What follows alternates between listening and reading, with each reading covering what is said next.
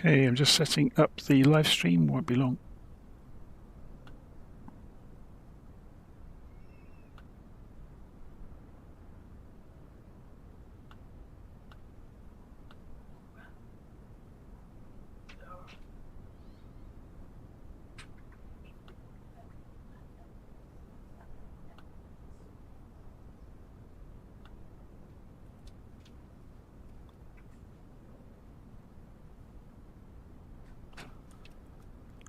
Okay,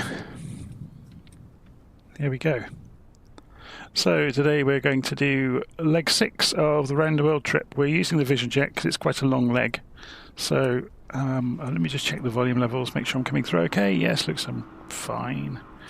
So we're going from Baghdad and we're going down towards Kuwait and then along the coast of Saudi Arabia and across Qatar and then the UAE, and then we'll stop in Dubai today. So I won't be online for a lot of this. I'll let it fly on autopilot and just let it run with the scenery scrolling past beneath because it's quite featureless for a lot of the journey. So it's just, this is me being a completist and not jumping any of the route really. But I will be writing some flight sim related blog posts about the 727 while we're en route. Anyway, we need to get the airplane up and running before we do anything else. So I'm going to run through my own checklist for the Vision Jet.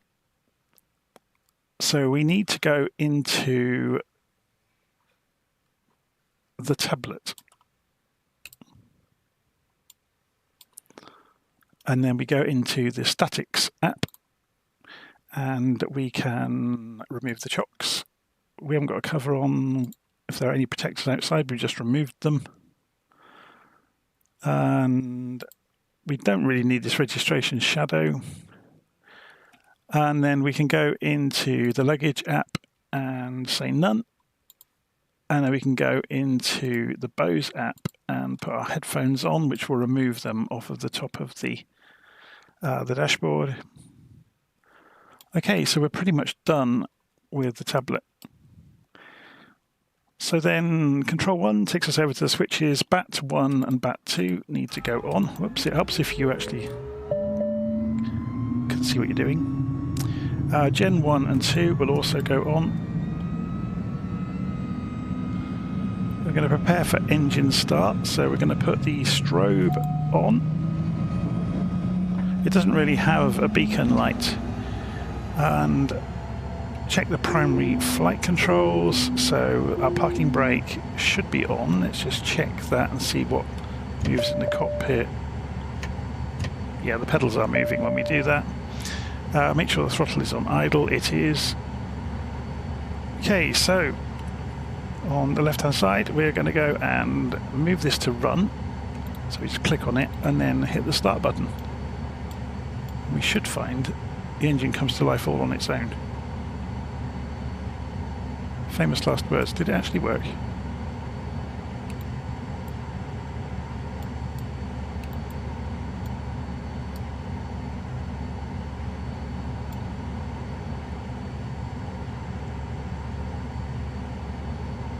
What's going on? It's saying starter engaged.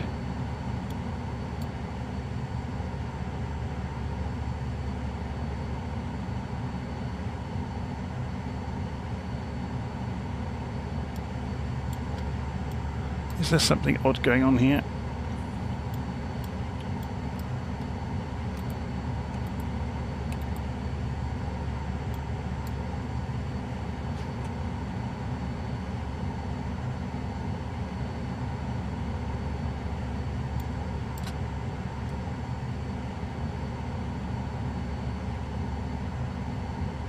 Okay, have we hit a bug in the sim immediately? Let's see if we can get past this. This is a bug, isn't it? Covers and protectors, luggage door. Let's go and see if the status will trick it into starting. So go for takeoff status. Yeah, it has. It's tricked it. Or has it?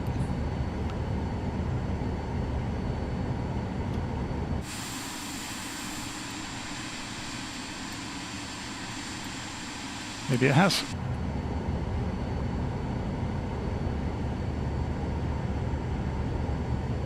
There was something very odd going on there, wasn't there?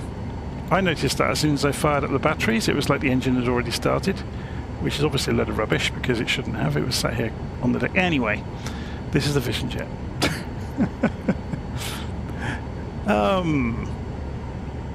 So let's go and double check what the load state has done. So we should have master oxygen on. Yep, the probe heat's on. The fresh air is on. Don't need ice protection in this part of the world at all. We don't need the starter on anymore though. It's saying start. Oh no, starter has gone away now. No, starter engaged again. There's something really odd going on here, isn't there?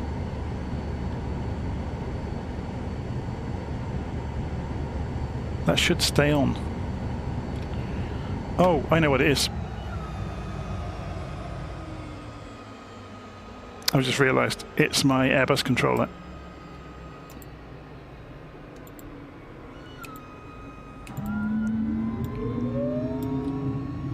One of the ignition switches on my Airbus controller was on, which does the equivalent of hitting the start button repeatedly.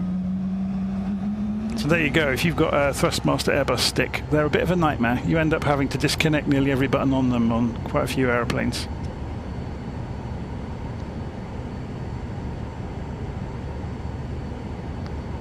Okay, we're a bit happier now. So just the parking brake is on. We've got the... Oh, I thought we had the route pre-programmed in. Has it not loaded it? If not, we can easily program it in. So we're going to go to MFD, go to flight plan. Yeah, it hasn't put any of the flight plan in from the world map screen either. That's really useful, isn't it? So we are... Let's bring it up in the window in here then. We want the default window layout then. So OR0S is our beginning point. So OR0S. Enter.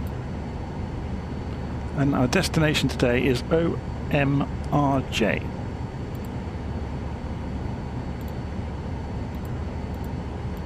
So the world map screen didn't do anything with this aircraft. Add an en route waypoint, so we're going to go via Basra, BSR.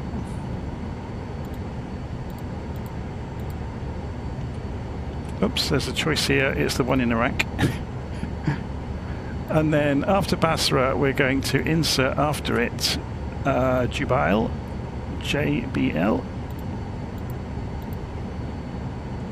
Enter. And then after Jubail, we're going to go to Batha.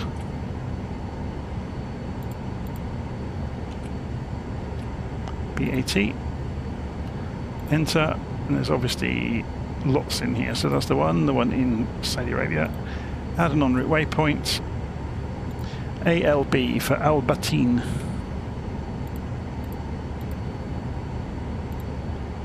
And again, it's going to be the one in Abu Dhabi.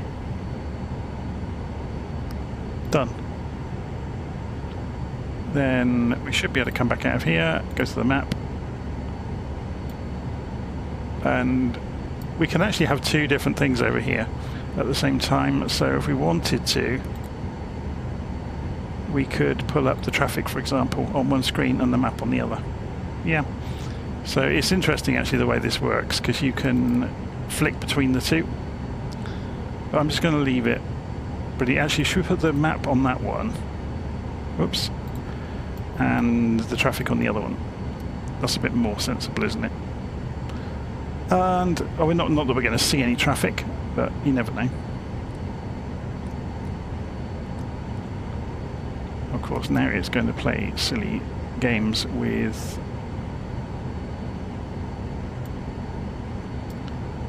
which one has the focus, and I can't remember how you do this.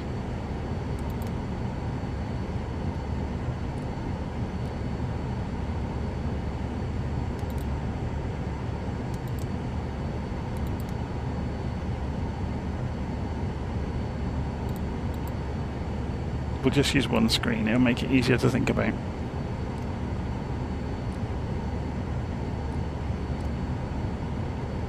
Anyway.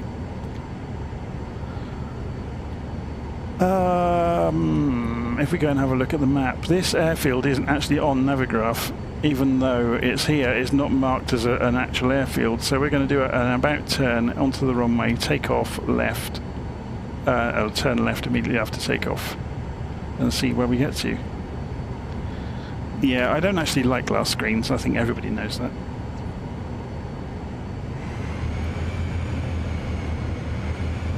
So I've taken the parking brake off.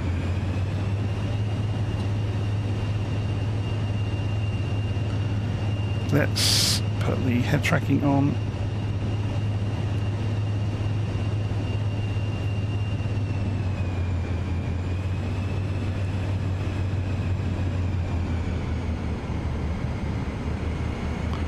It's probably a very lovely aeroplane, but I just don't like it. Oh dear. Let's go and set our target altitude to something sensible, shall we? So,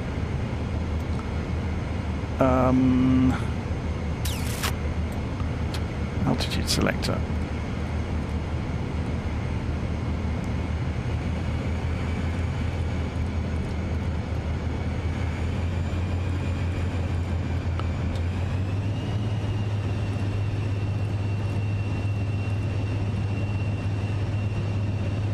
If we fly most of the route, say at 5,000 feet, that should be enough so we can actually see some scenery.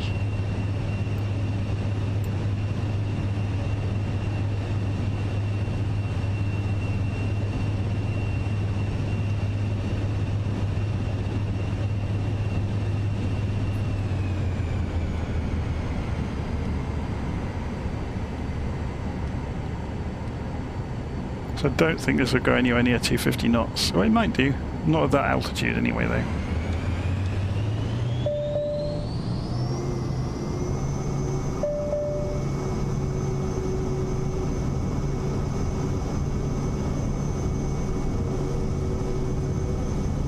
Just trimming the aeroplane while we're rolling down the runway for takeoff trim.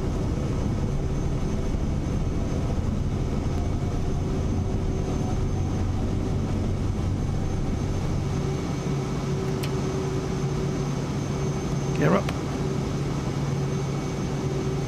The nice thing about the Vision Jet is it is very, very easy to fly.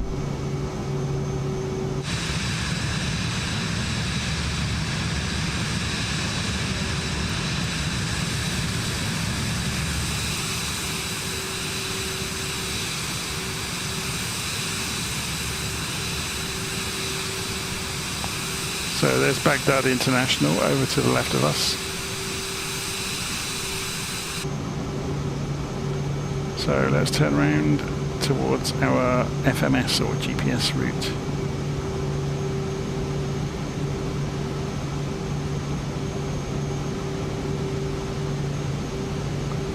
Try not to annoy Baghdad International too much on the way. It's coming up to 2,000 feet. So there's the airfield we just took off from, just outside of the international airport. We're coming in towards the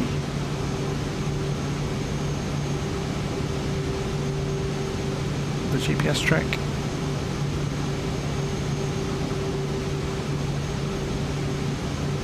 Okay, so autopilot on, nav mode on. Oh, it's gone to roll mode. That's a bit odd. That's better.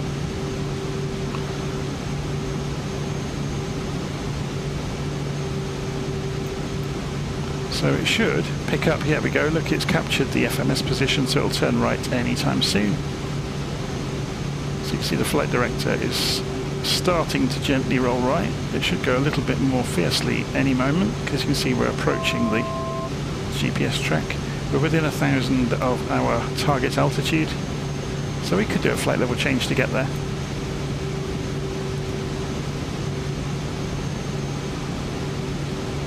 So we're running 92% thrust.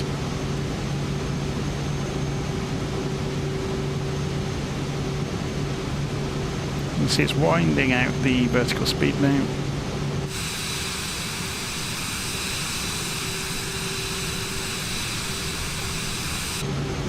Let's have a look at those lights.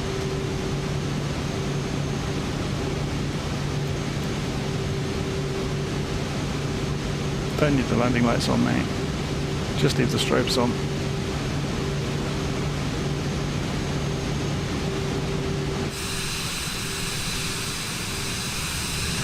And off we go for the next several hours.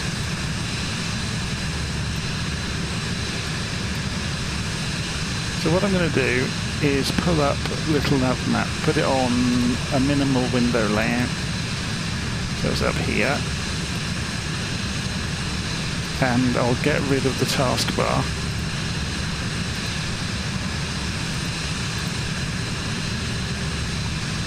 And then you can see where we are and where we're going.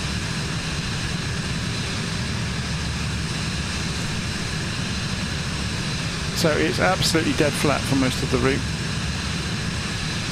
So we'll see how we do. Let me just go and jump inside for a moment now and check the speed. What speed are we? Yeah, we are going to overspeed then. Okay. So maybe we take this up to a higher altitude, then we can go faster. So if we go to 10,000. Yeah, I know. It's warning me because we are below 10,000 feet.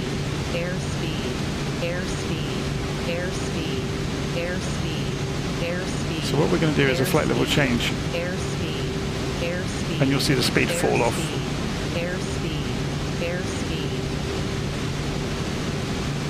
This does have an auto throttle, which we're going to turn on.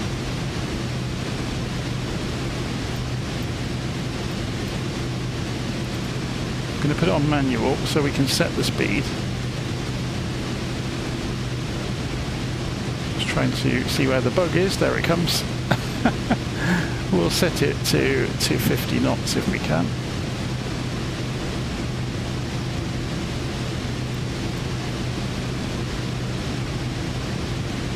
So it's going to creep back towards 250 knots and then it will climb the rest of the way out to 10,000 feet with auto throttle. We can make this do a synthetic display of the ground. So it's in a, is it PFD map settings? Terrain, absolute. No, it's somewhere else. PFD settings, there we go. SVT terrain. So you can have it do that as well, which I guess is interesting, but we'll never use it.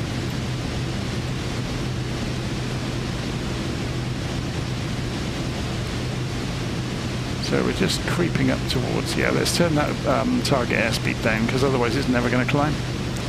So if we put it back to 220 knots for the climb and then once we level out at 10,000,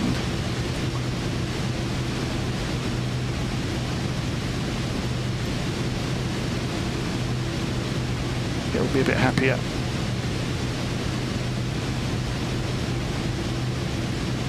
So as I said, once we're in the cruise, I'm going to turn the microphone off for a bit. I'm going to write a couple of blog posts for the aviation blog that I write. One of them will be all about my experiences with the 727, where I figured out how to stop the pressurization klaxon, which was quite an interesting one. So the Great Guru is saying, where's part one of this series? If you look at the playlist, I haven't added this to a playlist yet, have I? Shall I go and do that now? If I edit the video while it's recording, I think I can.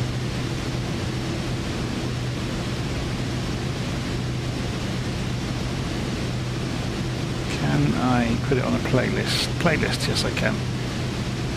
So I want the Around the World playlist. Save.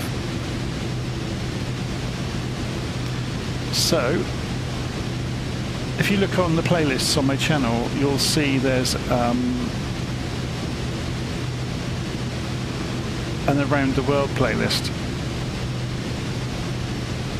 I think the reason the first one isn't there is because it's not called Around the World. Maybe I'll see if I can edit it while we're doing this now. Live stream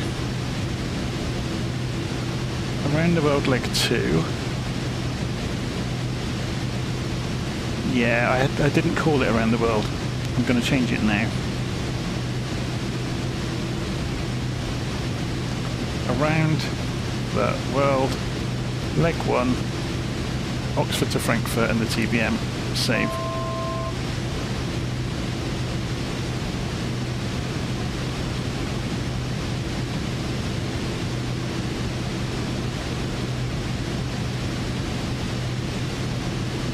Okay, we're approaching cruise altitude.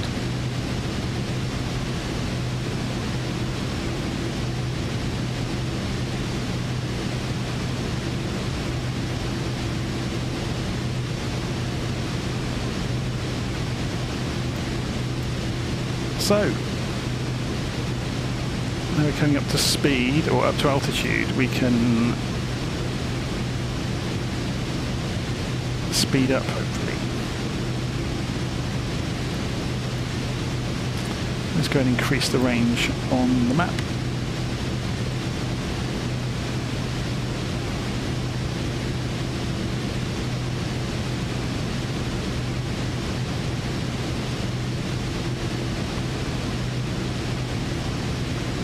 We're just coming up to 10,000 feet. You can see it's flashing as it captures it. So Alt S has come up on the flight level change. And it's gone to altitude hold automatically on the altitude selector on the autopilot. So it's creeping in towards 10,000 feet, and there it goes.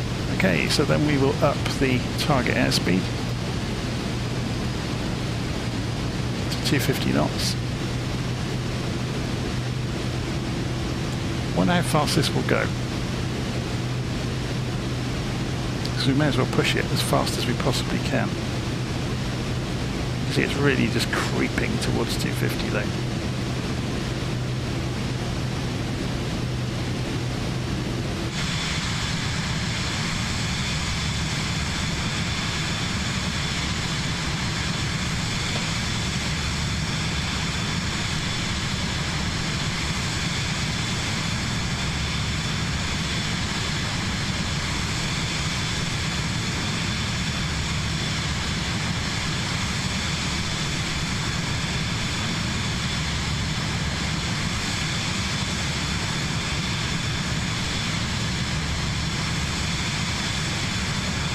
So the red rings I've drawn in on the map are the VOR ranges of the various VORs, but we're using GPS navigation, so it's not going to be an issue.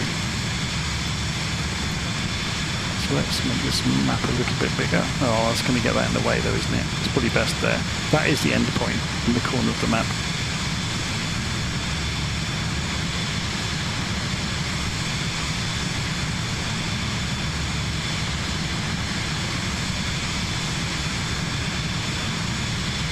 So I am tracking the flight on Navigraph.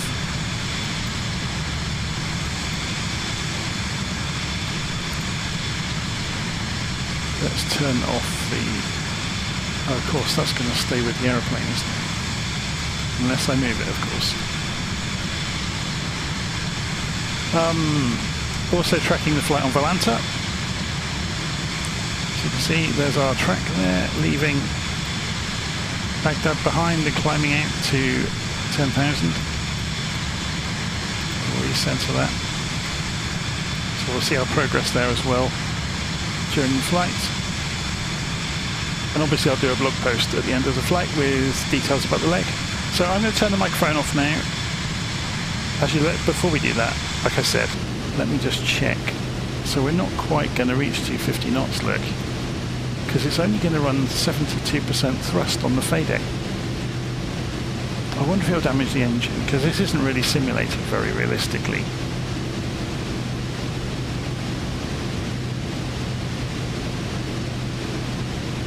I'll leave it as it is. So obviously this is the optimum cruise thrust level, and it's not going to let me go any higher than that. So my ground speed then is going to be about 300 knots, just under. That's not too bad. Right, I'm going to turn the microphone off for a bit. I'll leave a note on the live stream channel that I am around, but I'm obviously not going to talk for the next 3 hours. So this part of the world is, yeah, it's quite desolate. So we'll see. I'll see you later.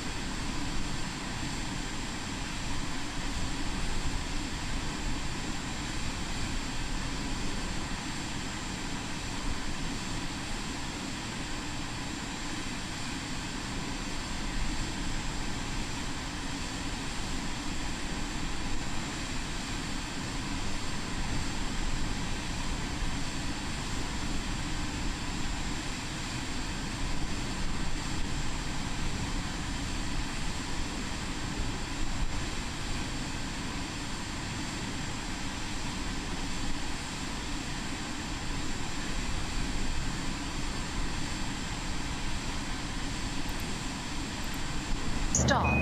Stop. The reason it's doing that is the age-old bug in Flight Simulator where the throttle had died and it was stalling on its backside, so I'm going to have to keep an eye on it for the entire flight. That's going to be fun, isn't it? Oh, I thought the auto throttle might correct that, but no, it defeated the auto throttle. In fact, we're not going to use the auto throttle, we're just going to jam the stick forwards and keep an eye on it. So we had almost fallen into the floor, look, at 10,000 feet. Oh, sorry, 3,000 feet we were down to. What are we doing then? Flight level change. Back to 10,000 feet.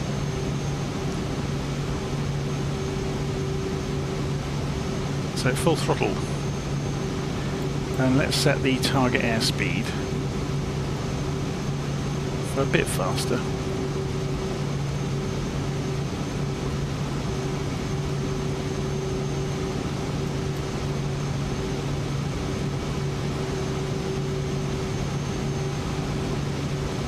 So I've had my dinner, so I can keep an eye on the aeroplane while I'm writing a blog post. Or I'll try to anyway.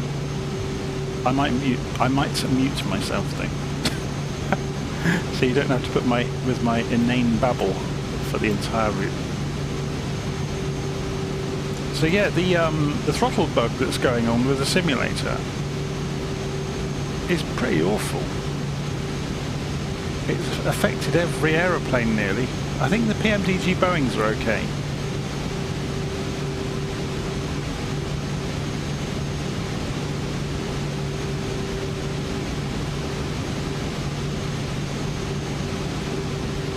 Yeah, it just suddenly trips out and kills the throttle in numerous aeroplanes. I've heard lots of people talking about it as well.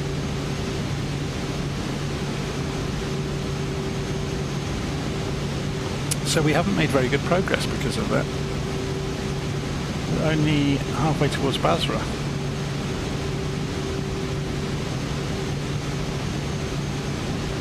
So we'll climb back out to 10,000 feet.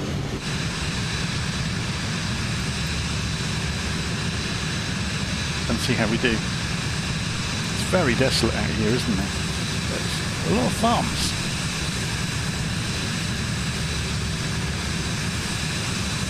I wonder how that works with the divisioning of land.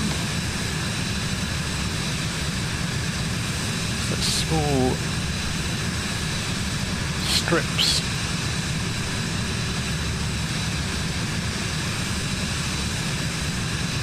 Interesting, isn't it?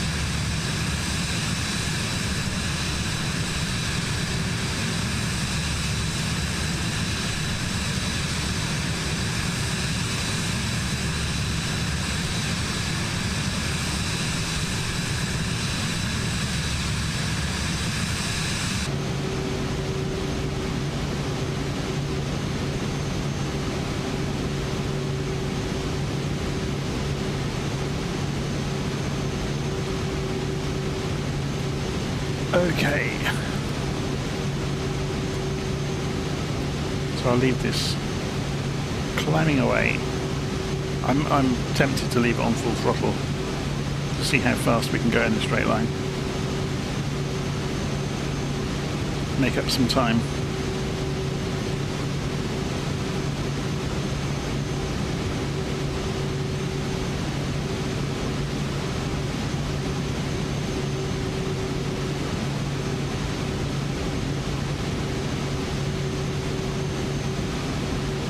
Okay, we're at 10,000 feet. Let's just let it accelerate flat out for a while then.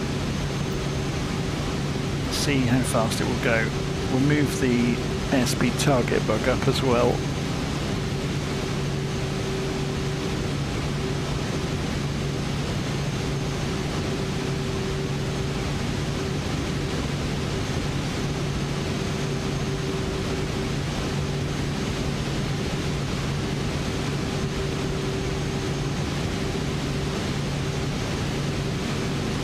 I guess I ought to remove that pinned message now.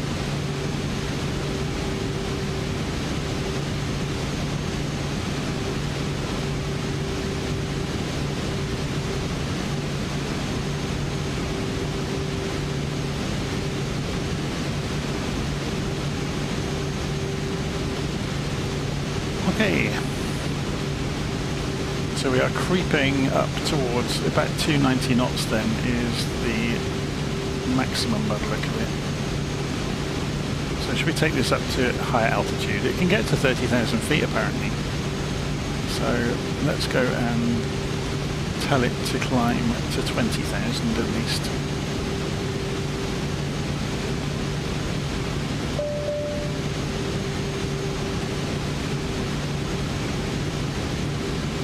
It's warning now that we're using takeoff thrust.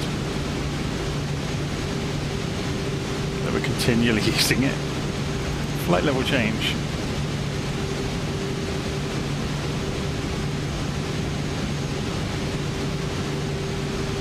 And we will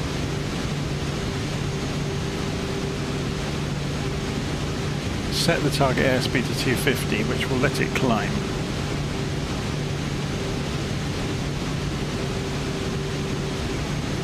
Then it will dip the nose again to hold 250 knots, and then we'll find out our true climb rate.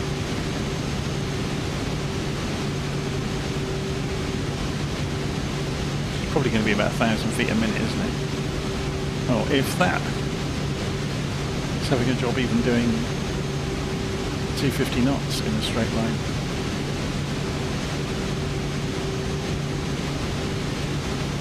No, it's doing it. It's going to go up about 700 or 800 feet a minute then. Now it's stabilised.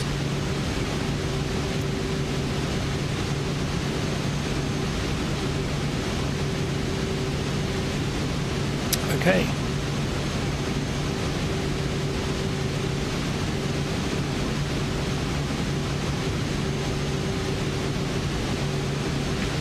I guess I ought to take the thrust off just a tiny bit, just to make that warning go away. There we go. So 76% is happy with.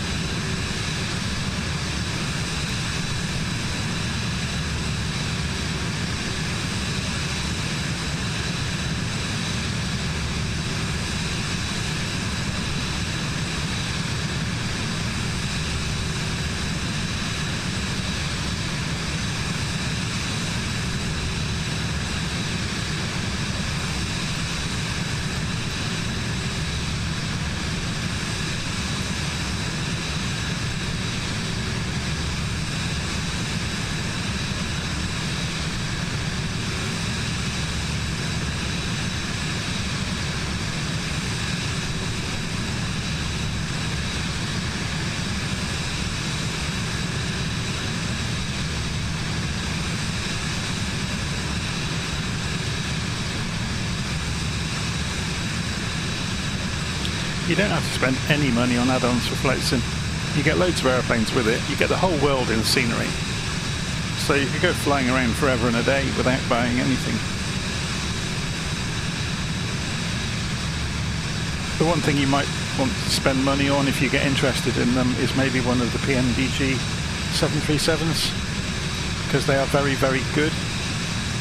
So if you did want to have what they call a study level commercial jet, then yeah, the 737-600 is the best price for the best, for the functionality you get with it.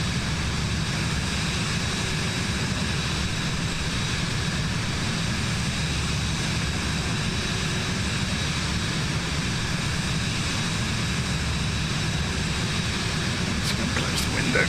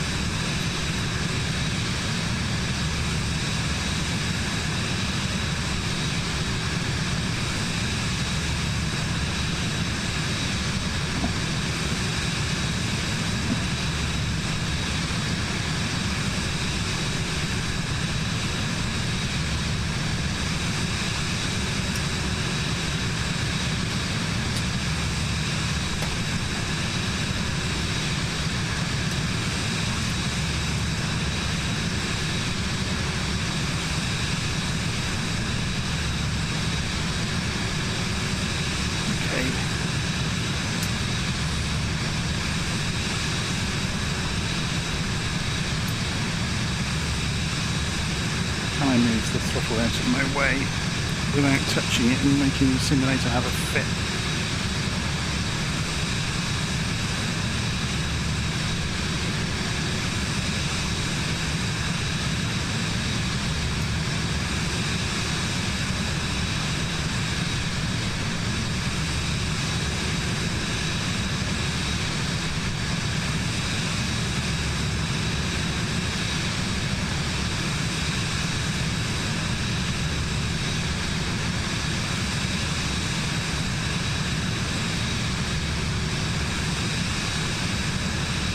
See how that climb is going.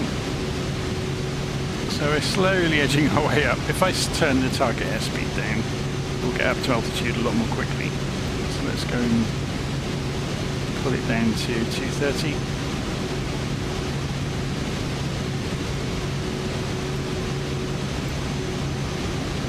Sometimes it is even better to go for vertical speed mode, and then you can instruct it at what speed to climb at. So if we told it 1500 feet a minute and we jam the throttles forwards into takeoff thrust, it can't quite hold the airspeed look, so we'll just play with the vertical speed until we get it to something it can hold. It's just about holding that look. 1200 feet, or not quite actually, about 1100 feet a minute or 1000 feet a minute. The trouble is, as the air gets thinner, its ability to climb will get less and less.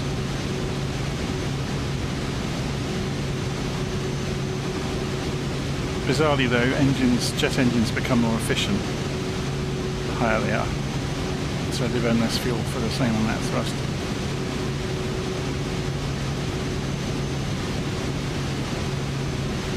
Obviously you've got less drag on the plane and in the thinner air as well. It's quite a complicated trade-off.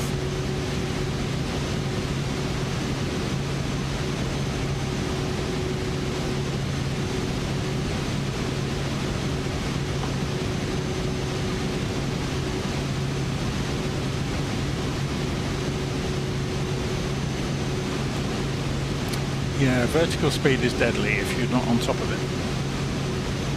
Reading that live stream comment. I've not actually seen that story about, so a pilot set vertical speed mode and then became incapacitated, so the plane would have carried on trying to climb at the same rate, would have run out of airspeed and then plummeted. Well, it depends actually on what the aeroplane was doing. It may have just started mushing.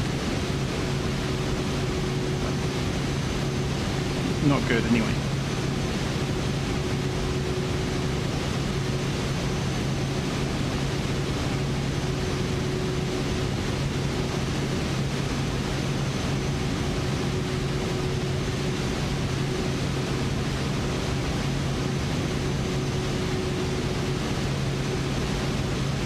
So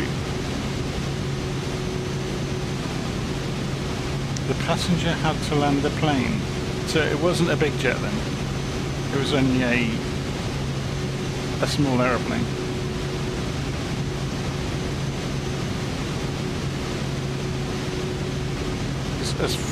Well, it could have been it happened, I don't know. But as far as I was aware, there's never been a case where the crew have come, or the service crew have come down the plane and asked if any passengers know how to fly an aeroplane. It has never happened. Yeah, it would have been a small plane.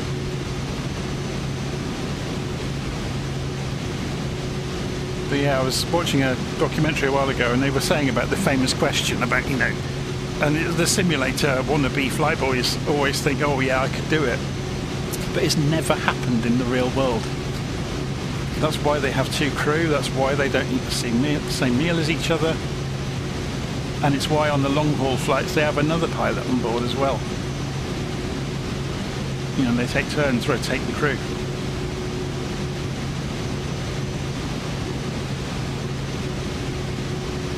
Wow, the pilot actually passed away during the climb. That's a shame. So you can see running at full thrust, we're actually getting up to 20,000 feet quite quickly. And we're almost at Basra.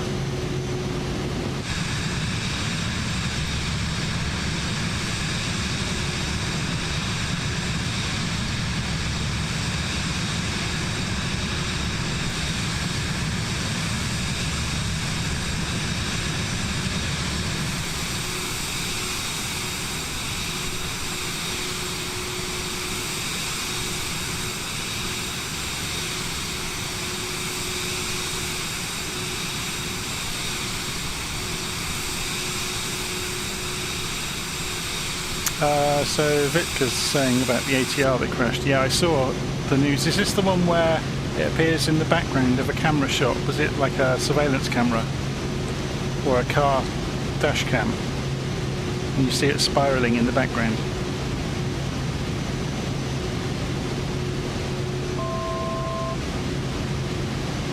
Okay, so 1,000 feet away from our target. So we're still going at 1,000 feet a minute. That's impressive that it's able to do that. So we'll just cover the last 1,000 feet at 500 feet a minute and let it get some airspeed back.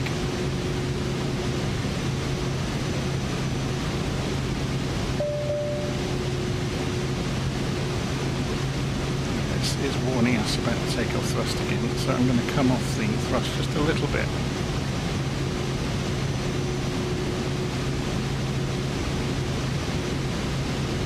That's enough. So the Vision Jet's got this FADEC electronic control system for the engine, so it won't let you wreck the engine basically. You haven't got direct control over the amount of fuel going into that gas turbine. You ask a computer and it decides how much to put in.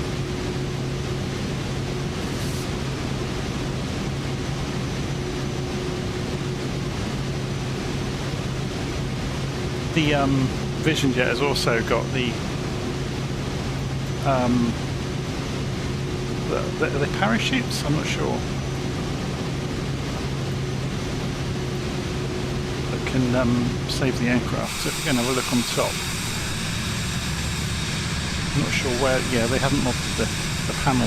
Maybe it busts out of the, or is it this at either side of the engine? I'm not sure where the parachute would come from.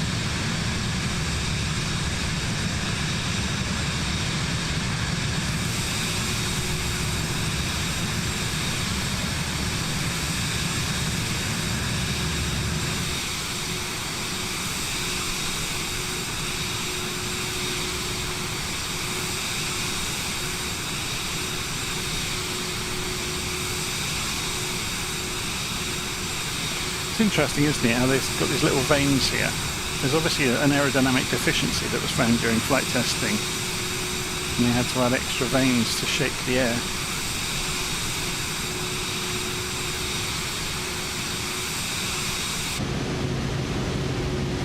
Okay, so at 20,000 feet, and we're running as fast as we can within reason on the engine. We've got a couple more percent available to us, but we're not quite pushing it, otherwise we get a warning. So what's our ground speed? 312 knots. That's pretty good going. That's almost, I think that's pretty much max speed for the Vision Jet, to be honest. I think if we went up another 10,000 feet, we can get another 10 knots of ground speed. Maybe another 15 knots.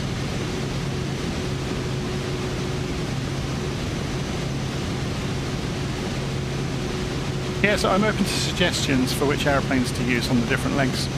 I know people have been asking me to have a look at the Vision Jet again, but there's not really much to show in it. It's so automated, and obviously the way it's flown in the real world is with GPS. So. A really interesting one is the 727 that's come out.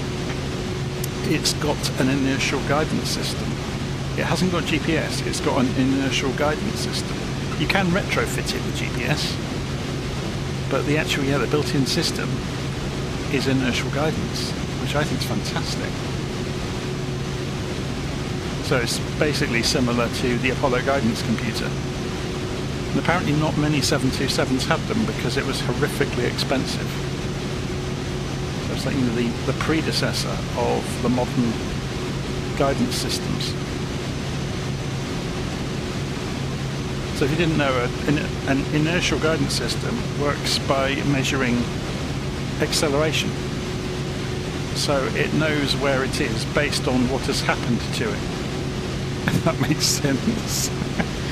So it measures accelerations and then figures out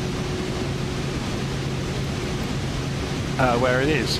The more clever ones that came along afterwards, they could also recalibrate themselves based on known radio position as well.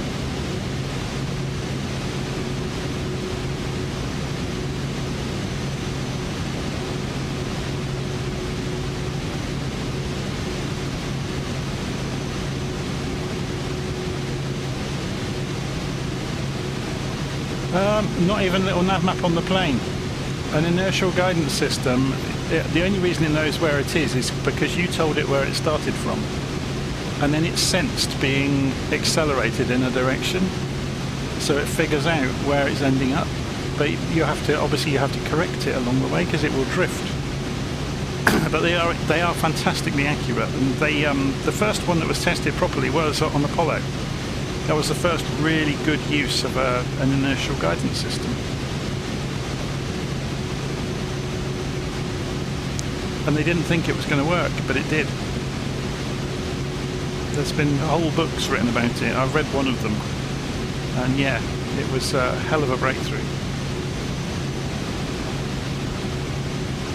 So yeah, the wonderful thing about an inertial guidance system is it doesn't require a link to anything else. So you can figure out where you are, longitude and latitude, without any link-ups to anything. But, no radios, no GPS, no nothing.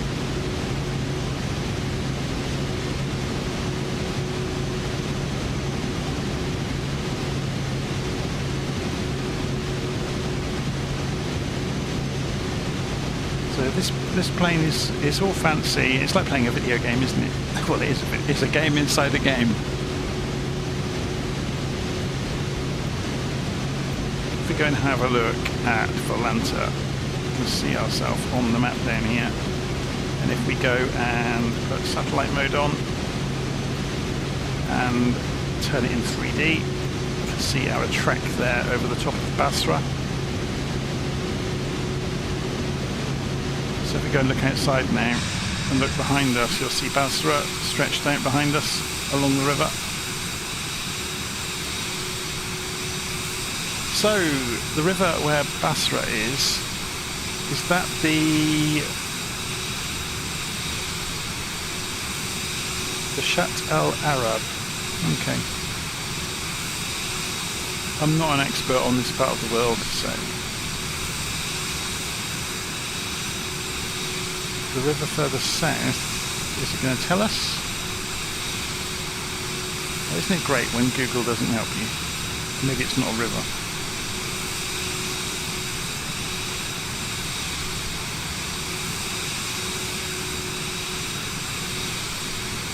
Anyway, we're on our way towards Kuwait City now.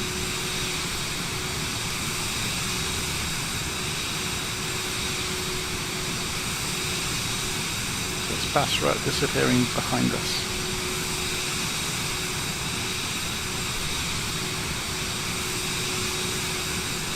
Oh, just reading Mr. Bullseye's comment there. The videos about the restoration of the Apollo guidance computer are absolutely brilliant. The team of students and the retired NASA engineers that help them. So anybody who doesn't know the story, they've got a working. One of the very last complete sets of bits to make an Apollo guidance computer. And they have serviced it and got it up and running again. But obviously they've got no rest of the rocket to plug it into.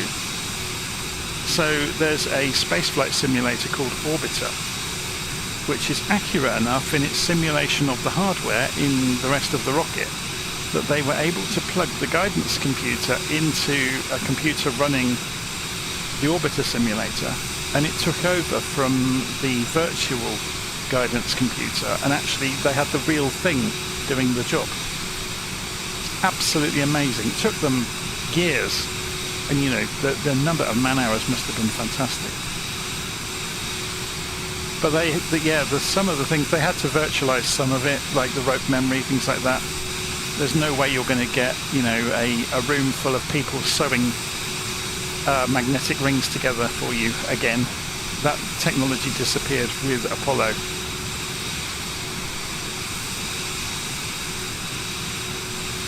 Yeah, there's lots and lots of videos. There's a couple of videos with some of the technicians walking around the Apollo moon rocket, explaining all of the various subsystems. They're fantastic as well.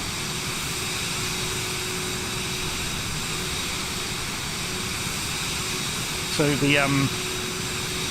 several of the engineers that originally worked on Apollo volunteer at the Kennedy Space Flight Center.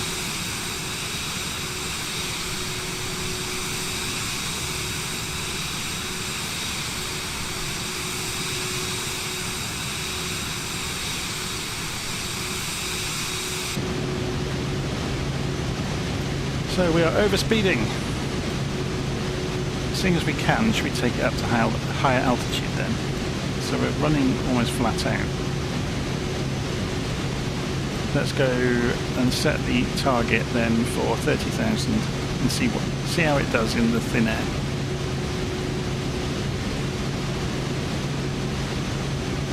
We're only just overspeeding, not enough that it's causing a problem.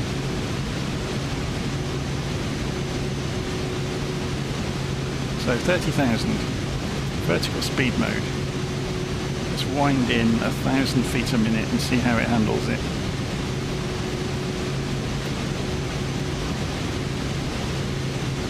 Probably not very well.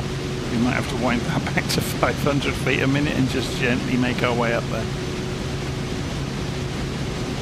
As you notice, the ribbon is coming down as we get higher, because obviously indicated airspeed becomes more disparate from ground speed the higher you get, because of obviously the air's thinner, so the indicated speed gets less and less.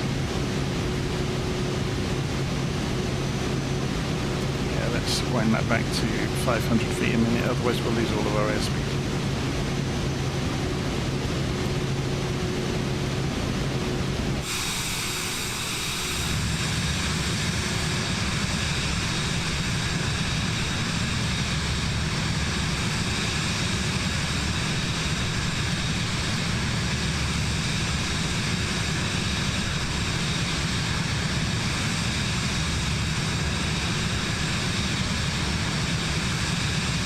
So I'm guessing this is Kuwait City coming off the nose of the plane. Yep.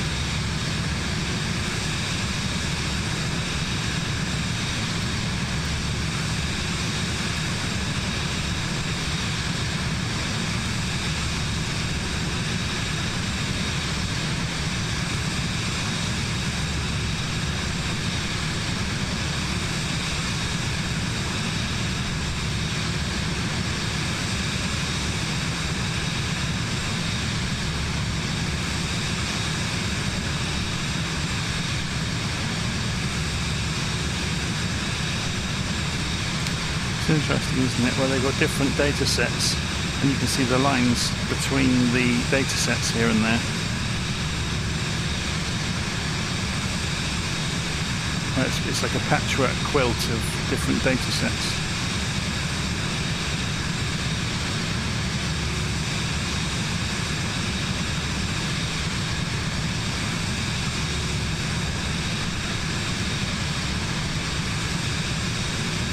Just reading the comment about seeing ships in the Gulf. To be honest, from this altitude, you're not going to be able to tell them apart from tankers anyway. They're just going to be tiny little streaks in the ocean.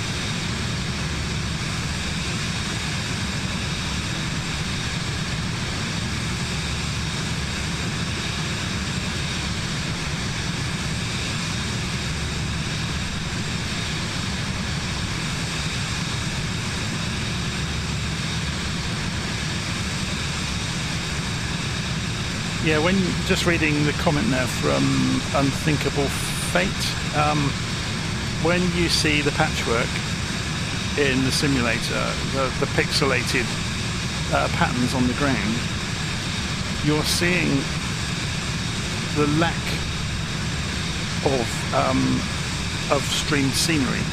That could either be because the servers have packed up, or because that is a gap in its in the coverage. So if you were to turn all of the data off, that's what you would see in the simulator. The whole of the ground everywhere would look like that pixelated mass. So the data that streams off the internet, you get a higher resolution mesh that is streamed into you, and that gets higher resolution the closer you get to it, which is why you see hills change shape when you get closer to them. And also, obviously, it draws down the AI generated scenery onto the original mesh and the ground mapping textures. So yeah, the trillions of trees and buildings and roads and streetlights and everything, that all gets streamed down to you. So if you turn all the data off, all of that will vanish.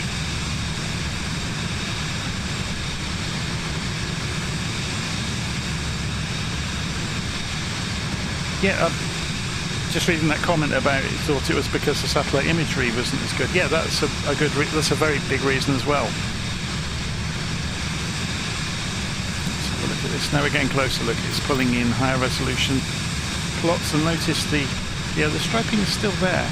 So there's an area here where they've been able to buy a high quality render.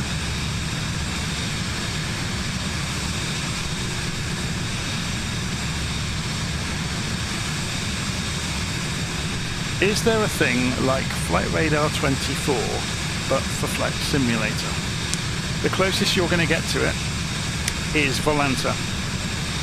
So if I take this off of satellite mode, if you've not seen it, this is Volanta obviously, and it's tracking my flight right now. There I am. These are people that are using Volanta around the world. Yeah. So I can click on any one of them and I can see their flight plan and what they're flying and who they are. Yeah, and I can see that in 3 dimensions. So I can pull this over and you can see their track in 3D, so I can see where they took off from and their original climb out. So, wow, they've done a hell of a journey, haven't they, in transatlantic. So they came out of New York, look. Right down to the runway they departed from. So that's what Volanta does. So if we recenter it and go and find ourselves again, we're Baghdad, aren't we? Or down here, there we are. So, Volanta has lots of tricks up its sleeve. You can do things like show the VATSIM aeroplanes on the map. So the white ones are the VATSIM aeroplanes. Show IVAO, there's more white ones. Pilot Edge, there's hardly anybody using Pilot Edge. You can see the VATSIM ATC coverage sectors. So you could, for example, hover or click on one of them. You should be able to. And it'll tell us who's controlling. Why is that not working?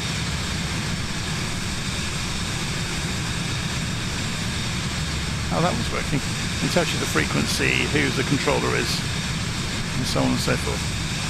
There's one down here. Okay, it's not working for sectors, it's working for airports then.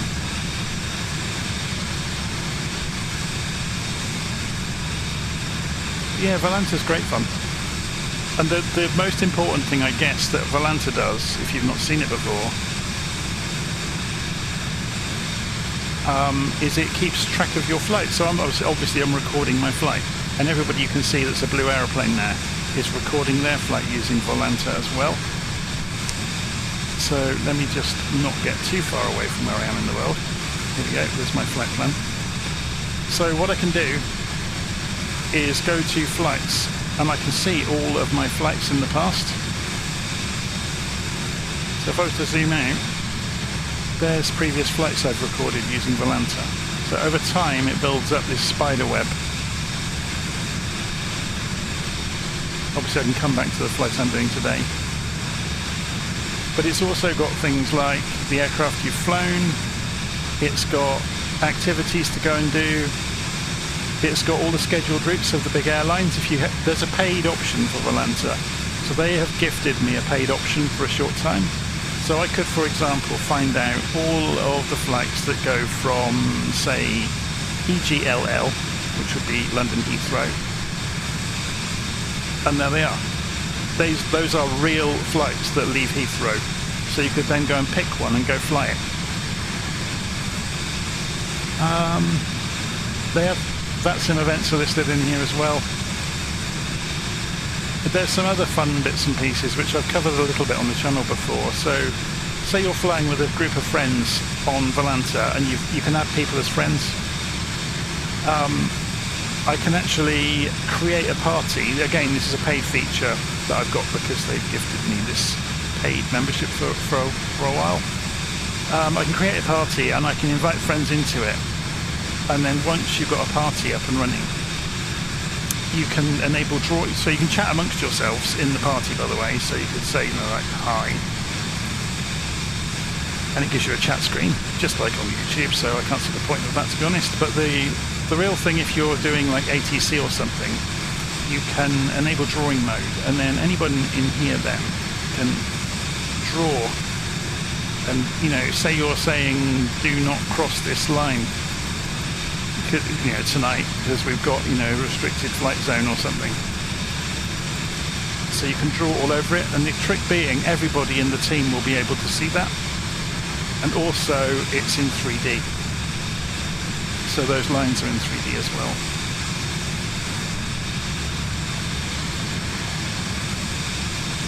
Yeah, so that's Volanta, but the main trick is it records your flights. So at the end of a flight, you can go and look how you did. It records your touchdown. So if I look at one of my previous flights, for example, this one I did here a little while ago with my Air, you can see it's got quite an interesting approach into Barcelona, El Prat. But you can see on the runway your exact touchdown point and your rate of touchdown as well. Yeah, it's interesting. Also, you can show satellite photography of the ground. You can show the weather live on here, so if there's any weather, you can have the radar superimposed. And you've got US sectionals as well. So if we went over to, for some reason, yeah, it's not available at the moment. I don't know why.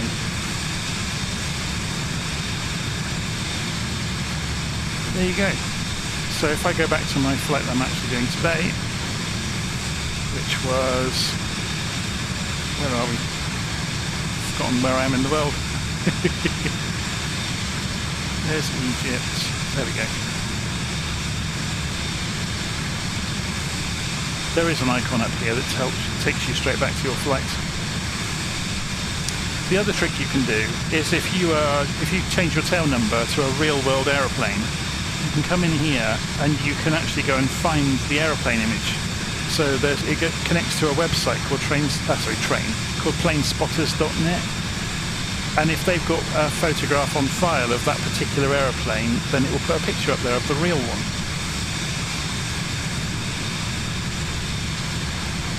Yeah, so there we go. So we're just flying past Kuwait City. Let's see how we're doing on the aeroplane. So we're climbing 26,000 feet, about 190 knots just under. Obviously we'll get some of that speed back. Mach 4.470. The Mach meter, was it always there? I'm not sure if it... On the big airliners, the Mach meter usually comes alive at about 26,000 feet.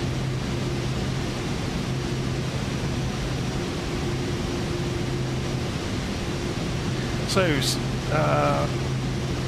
Victor's asking, is anyone flying over, which one? Antarctica or the Arctic? Let's have a look. We'll look at both. So it's Mercator projection. I think there's a way of doing spherical projection as well, and I can't remember how you do it. But we're going to have a look. There's nothing over Greenland. Obviously the map loops round. What about... There's nobody trying to fly over the South Pole at the moment.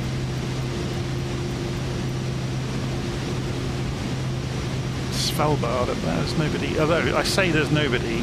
Did I have all the networks switched on? Yeah, I did. I'm going to make it a bit less busy. So within here, you can restrict it just to friends as well, so it's not quite so mad.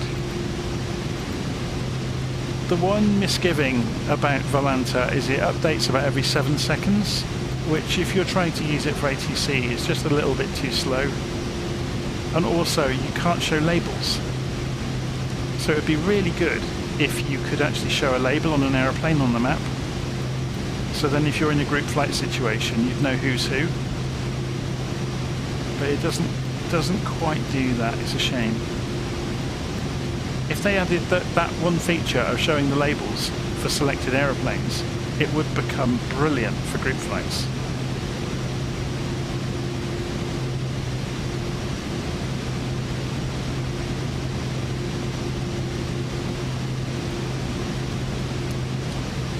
Right. Obviously, Navigraph can do the weather plot as well. So if we open up the weather, then you can choose what to show. So you can overlay clouds and radar and all kinds of things. And you can select the weather range to do it at. So we want it to be up at 300, don't we, at the moment, for 30,000 feet. But we could find the weather lower down. Well, you can see there's some weather there about 20,000 feet. But it's interesting though, isn't it?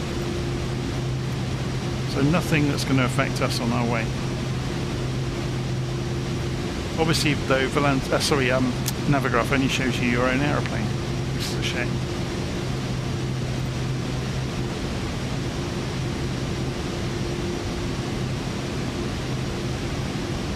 LittleNavMap can show you things. So if I go open window layout and go to default and open the toolbars and show the map options. So there's two icons up here in LittleNavMap. The first one will show you AI aircraft. I've got them turned off, but you suddenly get orange aeroplanes around you on the map. And those are the AI aircraft that the simulator is injecting in. Traffic. 5 o'clock. Low. Oh, hello. 4 miles.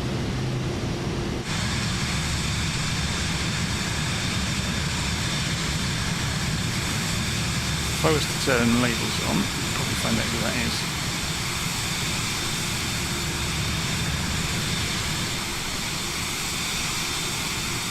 Okay.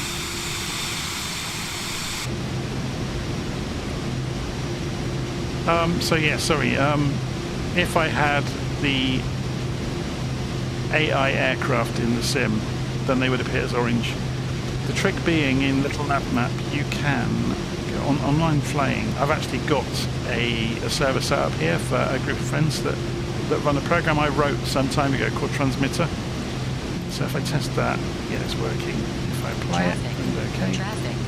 12 o'clock. Same So I'm not sure if any of the MyAir guys are online at the moment, but you'll see them as little red aeroplanes, if they were.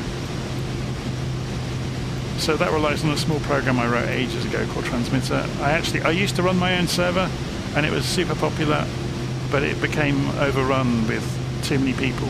So I actually stopped running my own server and gave the software away as open source for anybody to run their own server. And then they discover the headache of trying to run a server on the internet.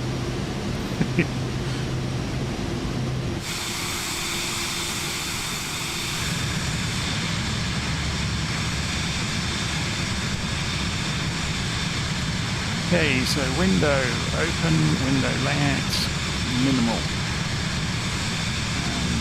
You can see our route down over Qatar.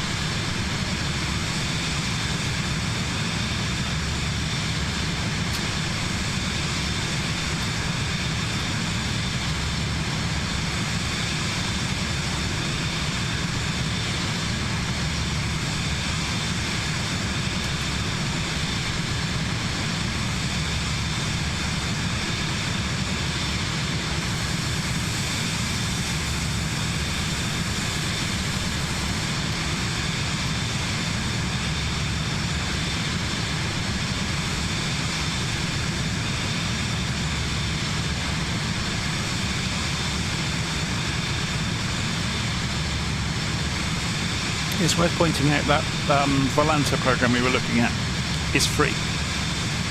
There are some premium features in it, but the basic act of seeing everybody on the map and of recording your flights is free.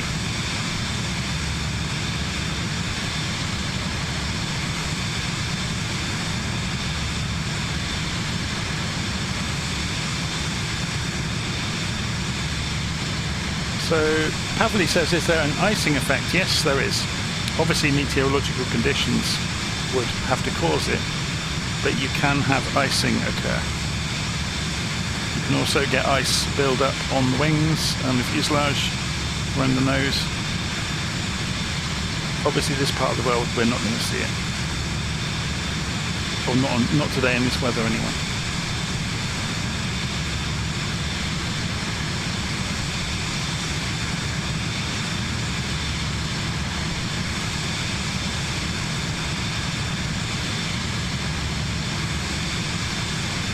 If anyone's interested, I'm not sure if anybody would be aware of this or not. If you go to Virtual Flight Online, this is the community I founded on the internet. So there is a newsletter that goes out every so often whenever there's anything new to tell everybody. There's a Discord server. We've got about 2,500 members on the Discord server. There's a Facebook group. There's probably about half that amount that are on Facebook. There's a virtual airline. I'll have a look at it in a moment. And they also run regular group flights, which you'll have seen me post on YouTube now and again when I get a chance to join them. Also lots of liveries in the virtual flight colours. There's a Patreon to help support. And there's a news about transmitter, about where you can get it from if you want to run your own. Okay, so if we go, I said we'd have a look at the airline. So within the airline is a full virtual airline. So you can see there's a few people using it right now. So you can go and click on them obviously and see who they are. If we go and log in, you can see lots of information about recent flight reports and who the newest pilots are, what the latest news is. So if we go and look at somebody's flight report, sorry for whoever this was, Steve J. You can see where they flew. You can see all the details about the commercials of their flight, about how much they made or lost. And you can see a flight log of exactly what happened during their flight. So they're using a piece of software called ACARS, which hooks into the sim and records all of this.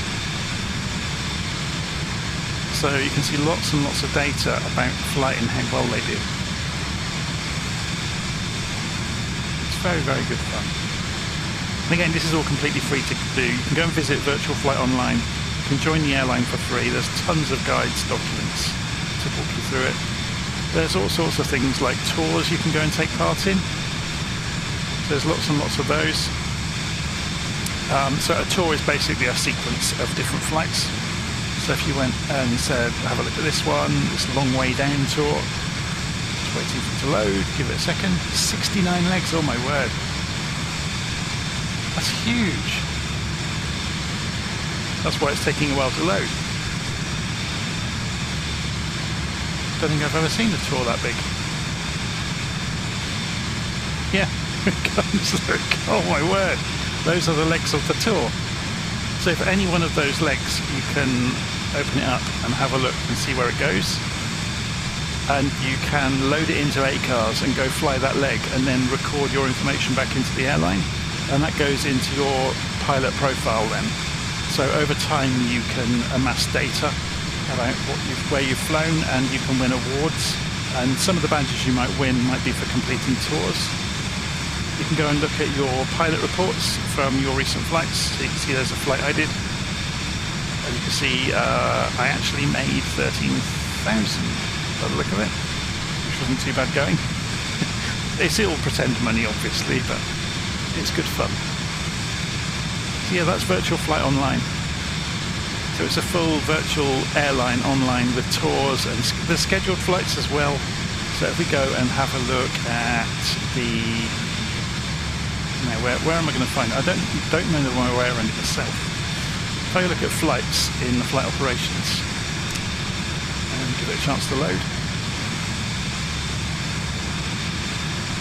So we can do a flight map. So obviously there's a lot of them.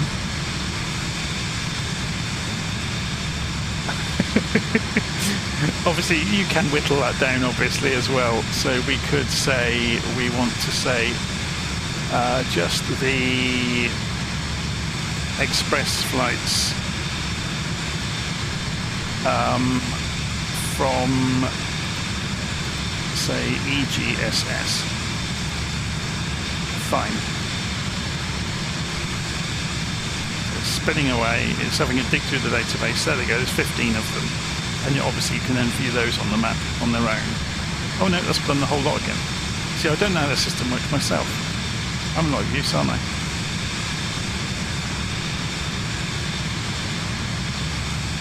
But yeah, so you can then obviously pull up any of those flights that you've loaded up, and you obviously see that one on the map.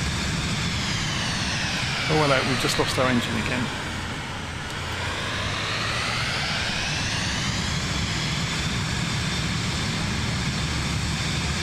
Traffic, 9 o'clock. Same app.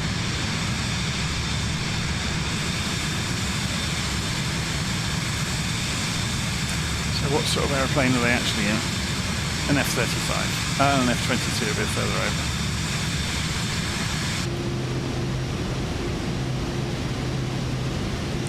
So let's just wind that throttle back a little bit so it doesn't complain at us. There we go. Oh, no, a little bit more.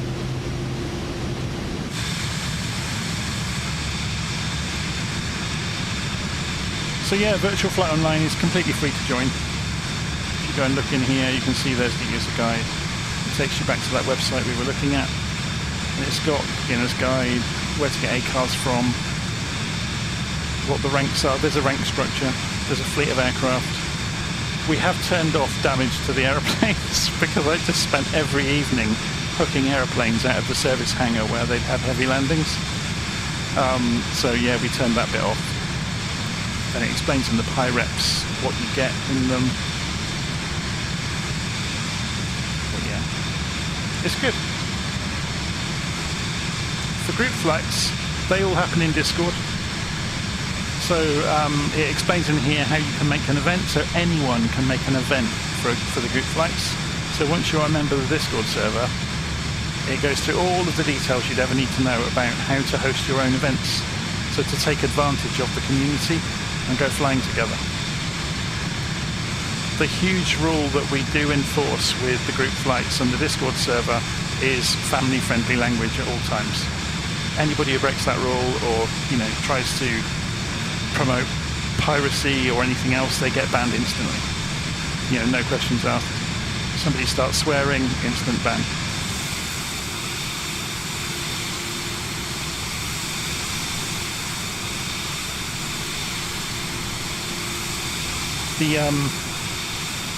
It's been a bit controversial at times, enforcing that it has to remain family-friendly within the Virtual Flight Online community, but it just keeps things simple and civil and friendly for everybody.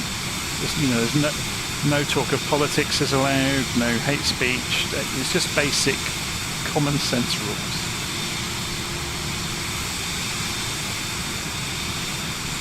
It's just a load of aeroplane nerds, basically. All talking about aeroplanes, and that's absolutely fine.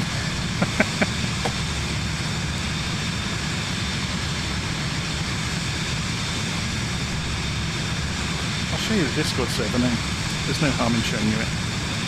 So if I go and pop open Discord.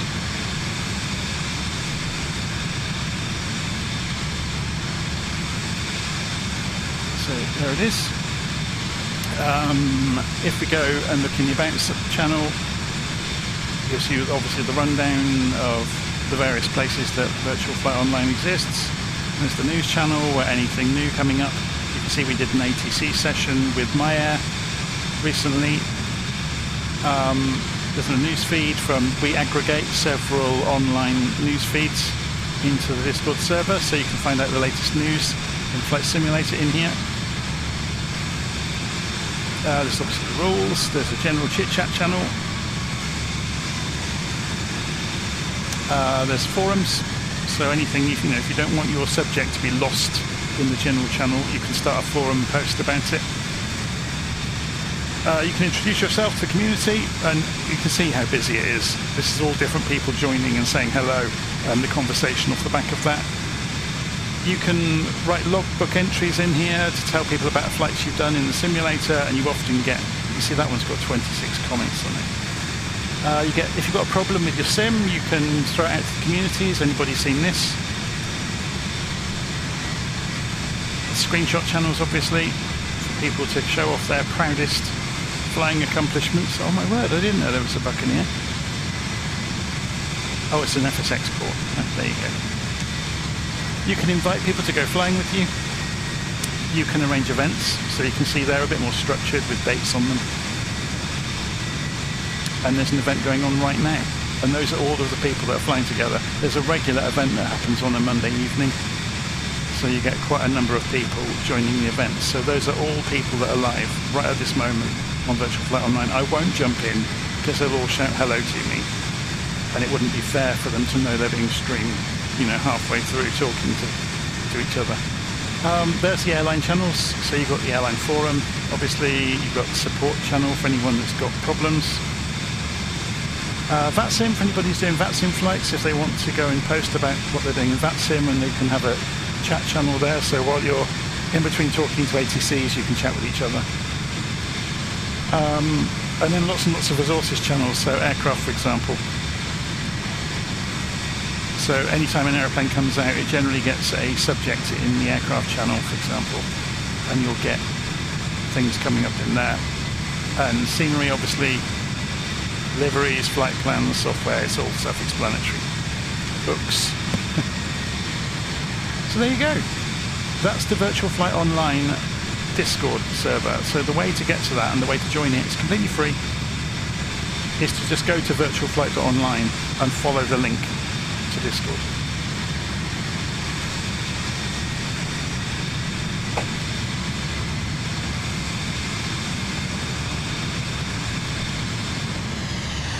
And the engine's just gone, look.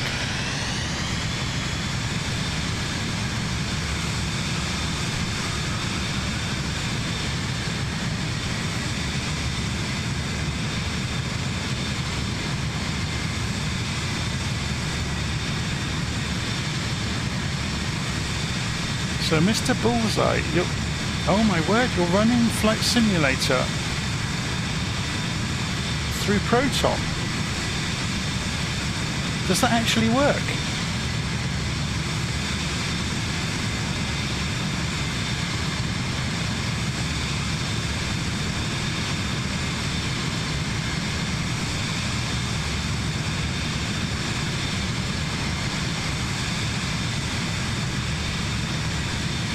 I'm amazed that you can fly, or that you can run something as complicated as Flight Simulator within a Proton layer. That's interesting. I run Linux all the time at work, by the way. In the real world, I'm a software and web developer for a Microsoft partner. And for the last several years, although I'm working for a Microsoft partner for the last several years, I've been working on Ruby on Rails web applications, among other things. So anyone who knows much about Ruby knows it's typically written in Linux because it's just easier, because it's much more close to the container environment that it will end up running in.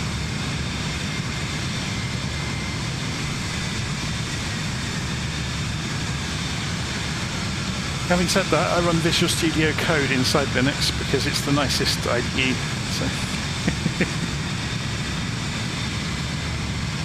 So yeah, my work laptop runs Windows. Inside it, I run a VM running Linux, and inside that, I run Ruby on Rails in a web server.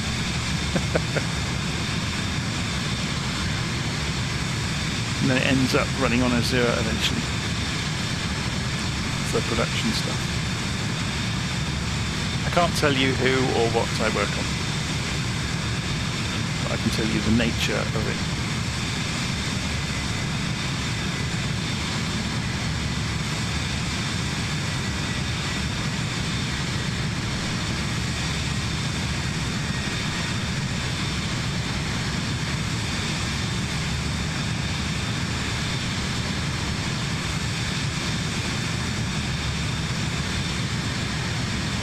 So we are approaching some interesting scenery. Let's have a look at the map. Al Jabail. Then we turn and go past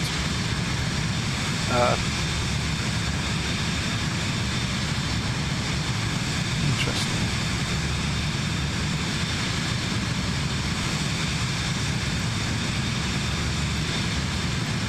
Yeah, so we'll go past Bahrain and then past Qatar, then over to UAE, and eventually come down at Al Jazeera Aviation Club. I could have landed, right in downtown Dubai, but there's only really international air bases and Air Force bases near there. So in a tiny little aeroplane like this, you wouldn't get one landing at an international airport, so we're going for this aviation club a few miles outside. So it shouldn't take too long.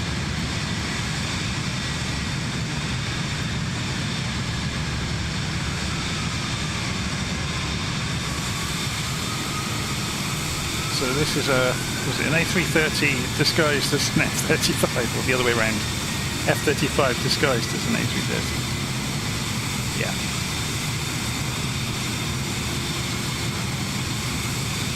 Oh, he's waggling his wings to say hello.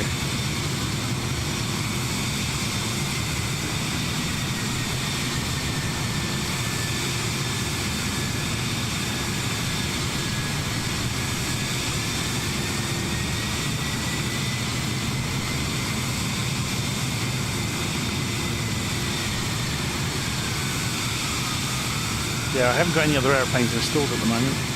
I've only got the 727 installed. I've even removed all the scenery at the moment just to make the sim load faster.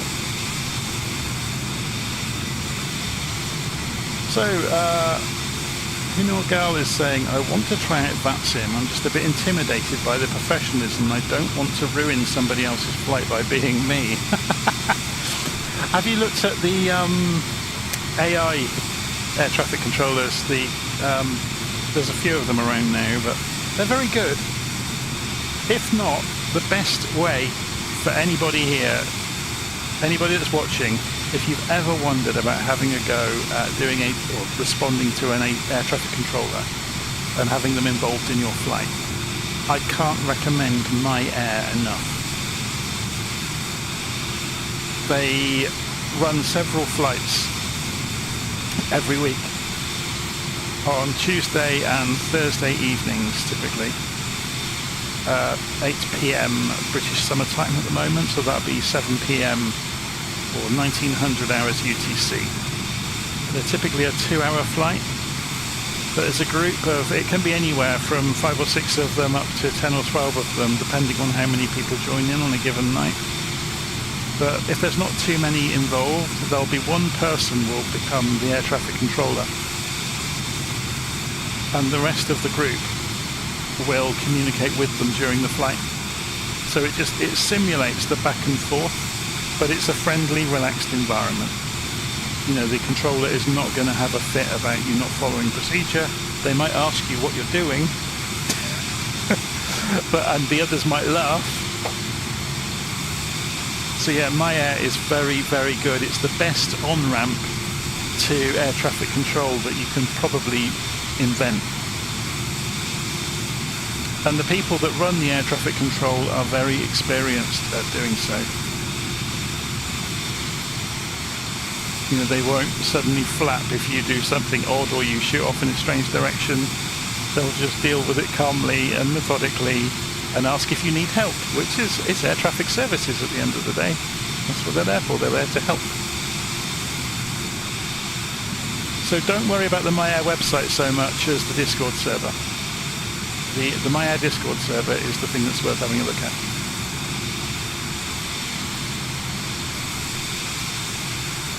I'll put a link up. I think, let's just try it. If I put open Notepad and God, I have the most useful things in my Notepad, don't I? So I think it's bit or HTTPS. This is the shortcut to get to a join for the MyAir Discord server. bit.ly/MyAirVirtual, I think it will be. Oops. So we'll try it just to make sure before I leave that on the screen for a few minutes.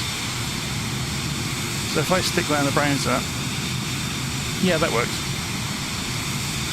So has invited you to join MyAir. So that's your link you will need.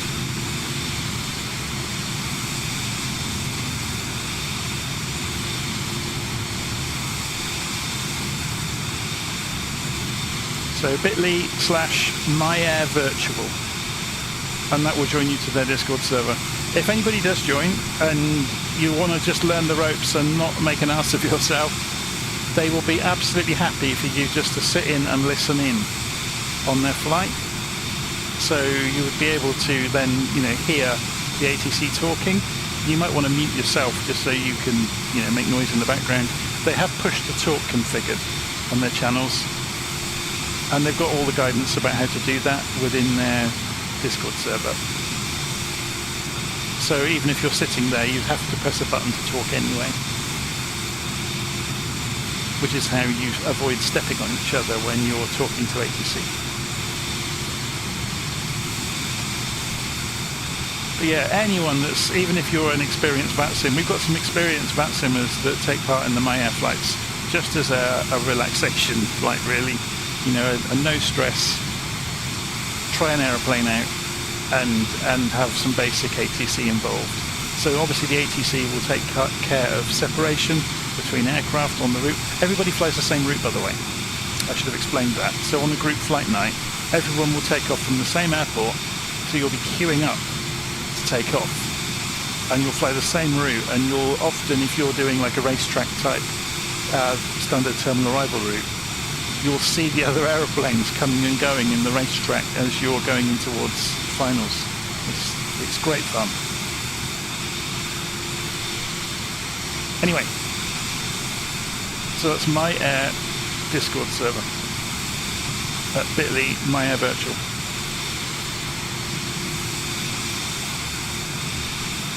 I keep plugging it because they are a great bunch of guys. They've been at this for years and years. Their experience of the simulators is second to none, really, because they've all been flying since the earliest versions of Flight Simulator, and some of them before that. And they've all been members of various virtual airlines over the years. They've all been members of VATSIM and IVAO and all the rest of them. So they kind of use their own community as a relaxed club in a way.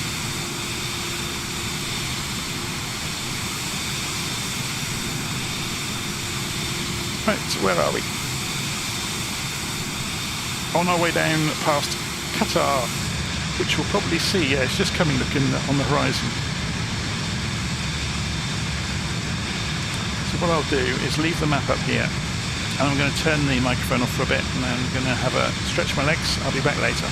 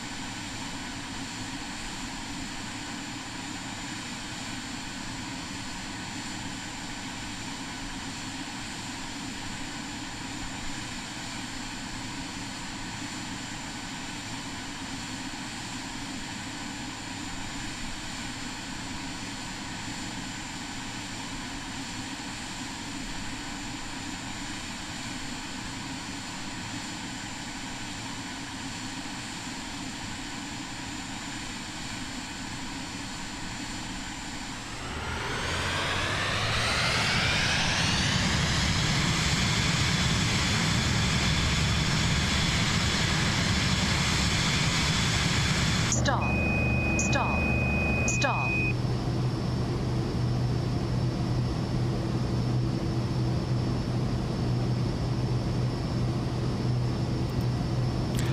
Throttle went again, didn't it? Can't step away for 2 minutes at the moment, and the sim will try and kill you at every turn. And now the sim's frozen. It gets better and better, doesn't it? And the throttle's gone again. As soon as the sim froze, it killed the throttle. There is a wicked bug they've introduced following the last update. And it's affected every aeroplane nearly.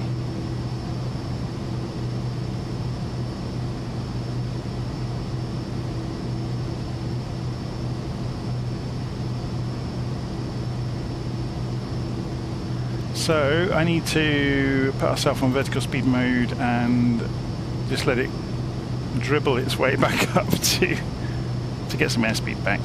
So we'll just climb at 200 feet a minute.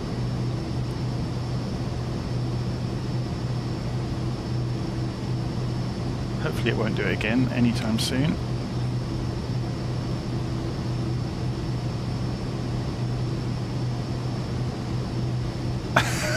Just reading Stuart's comment there.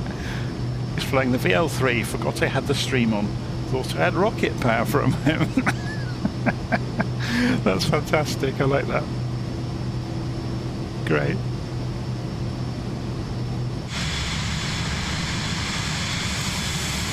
So we've got lots of alpha going on at the moment because we're flying so slowly.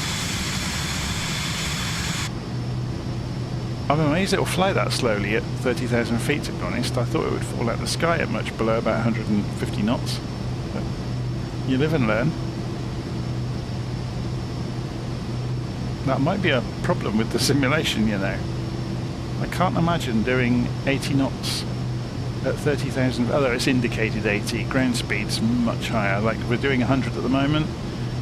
Ground speed is 170 nearly.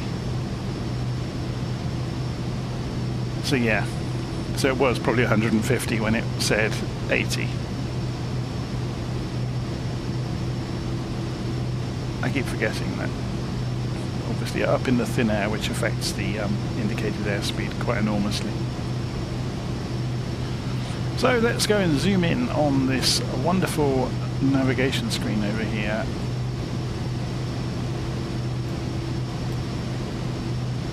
And see almost no features on the map, which is really terrible. Can we not see sectors or anything on it? Are there any options? I guess we've got Navigraph integration, have we? No available charts, so that's really useful. Aircraft systems. Simbrief.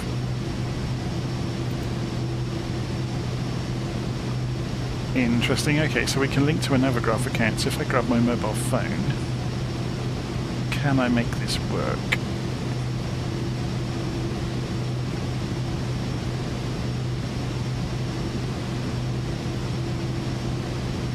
Just signing in on my phone. The 2D barcode worked. And we're in. Unfortunately, I don't have a Simbrief flight plan worth looking at, so let's go and put one in, just for a bit of fun. So, simbrief.com. Go to the dispatch system. The times and dates aren't going to make any sense, but who really minds? So VFA 0001, I think, is my virtual flight online code. Departing from... Now, is it going to know these airfields? This is a good question, actually. So we've got it on Navigraph, haven't we? So if we went up here and we borrow this, oh, that doesn't have the direct OR0S. That was our takeoff airport, wasn't it? That's actually a load of hogwash on that then. So anyway, if we just put this down here for the moment. So we're flying from there. Oh, I wish Windows had multiple levels of clipboard. or history in the clipboard, I should say. OMRJ. It's going to do the same again, isn't it? It's going to lose the what I've just pasted in there. Oh, it's kept it this time. Analyze route. Oh, I have to select aircraft type first. Has this got the... Is it SF-50 it's called? The Vision Jet?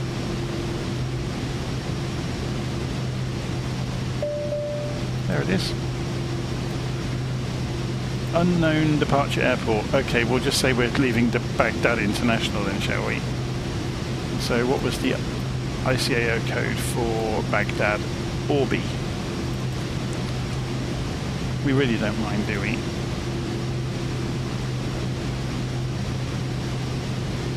And it's having a think about the route. It's thinking long and hard about the route, and it's given us a crazy route. We've got a much more better route than that one. Except we're going to have to go back over to Navigraph because the clipboard's lost its contents again. We're going to go there, there, there, there, and there. And paste that in there. Analyze route. It's valid. Of course it is. Generate.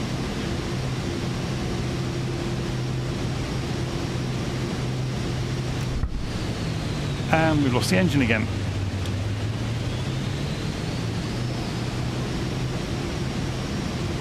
So we now have a Simbrief plan. It's saying it's out of range of the aeroplane, but that's absolute rubbish. Well, I'm hoping it is. And it's saying no available charts, which is, again, absolute hogwash. Oh, we were going to do it here, weren't we? Simbrief. There we go. Request. Ready for import. Now, we've already got it plugged in though, so we don't really want to overwrite our plan, do we? Clear that. Back. Map. Yeah, all it would have done is given us the same information. But I was hoping it might give us the charts, but then I guess we're going into small airfields, which is why it says it can't find any charts. Because Navigraph doesn't have plates for provincial or small airfields. We're almost back up to cruise height.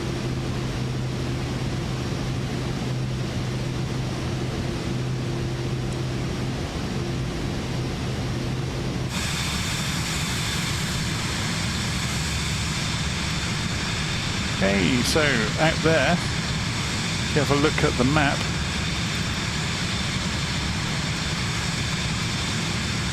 is Qatar. So that's Bahrain, then there. This would be interesting actually. Can you see the Grand Prix track? You can see the airport. Whereabouts is it? Let's have a look at a map.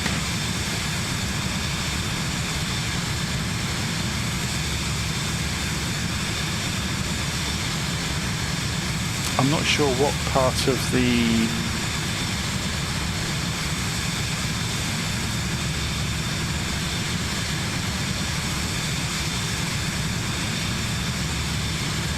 where it would be.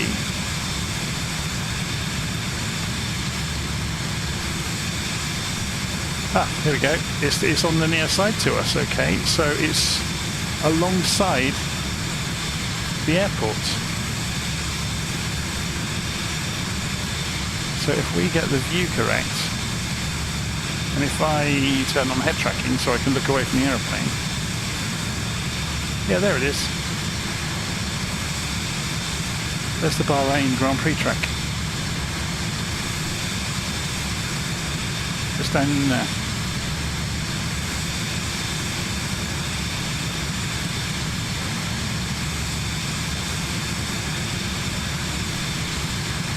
Interesting.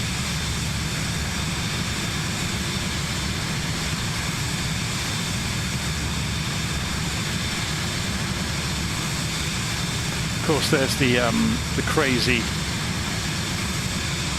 There's two of them. There's one lot at that end, one of these crazy developments. There's another one here.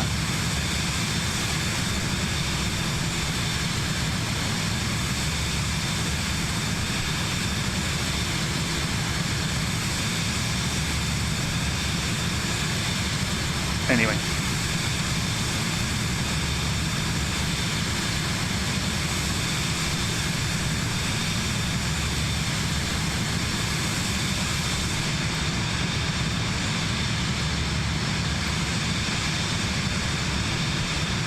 How are we doing on terms? We've used about half of our fuel so far. Yeah, we're easily going to do it. So the Simbrief thing about not having enough fuel is absolute rubbish. So we're coming past Qatar. And then we're going to scoot along the coast to Abu Dhabi. And then over to Dubai. Or we're going to go just past Dubai to this Al Jazeera airfield.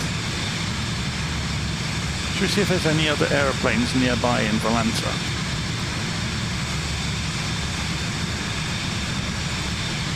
If we turn on the layers for the other sim or the other networks.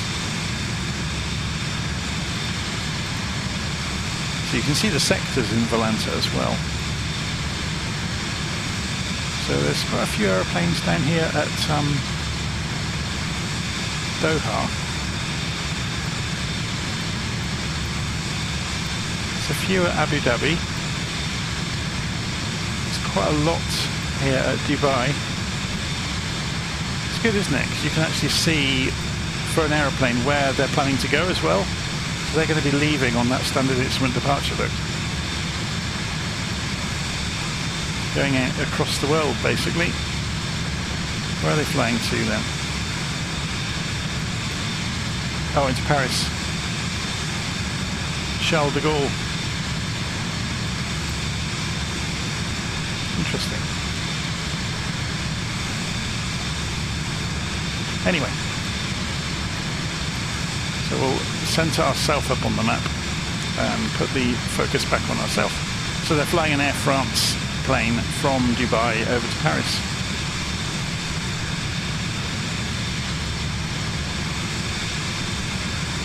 So, Honorgal, yes, have fun joining My Air, and if I can join in tomorrow night, I'll probably be on the flight with them. But I've been trying to get some new members into My Air for a while, because it is it's kind of one of those things where, you know, not many people know it exists, and people who do discover it absolutely love it. Right, before the engine died, I was trying to make a coffee, so I'm going to go and have another go at that.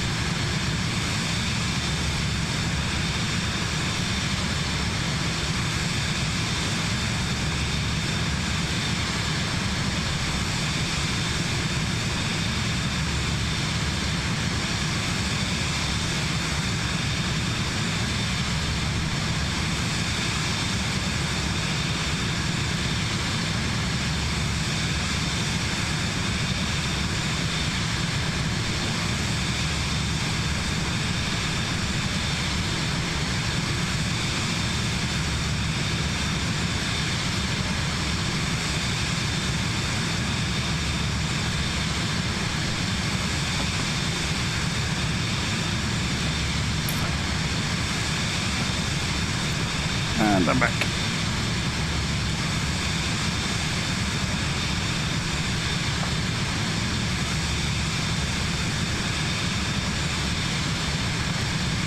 So we're just passing Qatar, which is right here. It's a big old landmass full of nothing, basically, which is a huge disservice to the people who probably live here and work very hard. So this settlement we're just passing is the Duck Ham. That's probably not how you pronounce it either.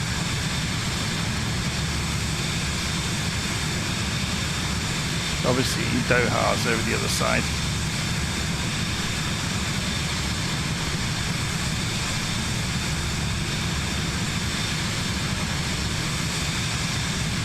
You can see it, look. Huge city over there. Of course, I've wound the time back for today's flight. If we were to view this in real time, it's going to look very different. You can see the light pollution, and you can see here, look, along the coast.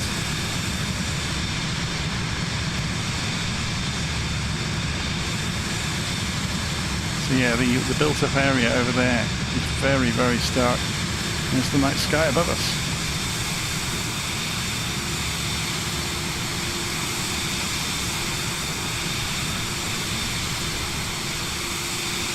But that's why I wound the time back, otherwise you wouldn't see anything tonight.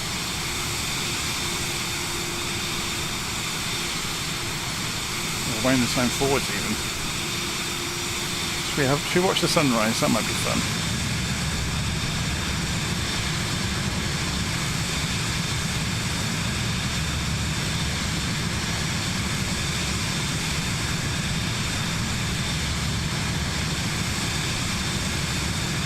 So Nev Haycox is doing a round the world trip as well. They landed at Nagasaki today on their trip around the world. Leg 11.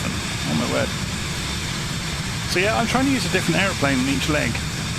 And people keep trying to encourage me to fly in the smaller, slower aeroplanes to turn it into more legs. But I think I'm going to try and break it into like lots of different aeroplanes.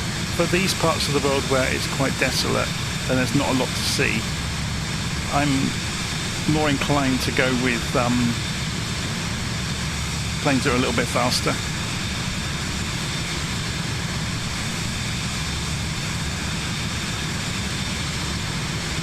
So 845 Sim has been looking at pictures of my dad's simulator rig. Yeah, it's ridiculous, isn't it? He's just bought a new computer, actually.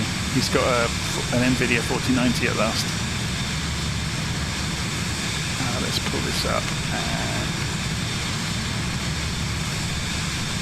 That. So we've got Qatar there. You can see us turning the corner at Qatar out towards Abu Dhabi.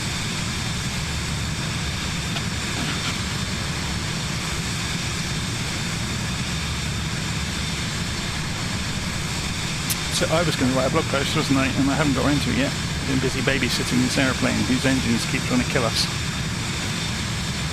But we're not far away from the destination now, so it shouldn't take too long, about an hour away maybe.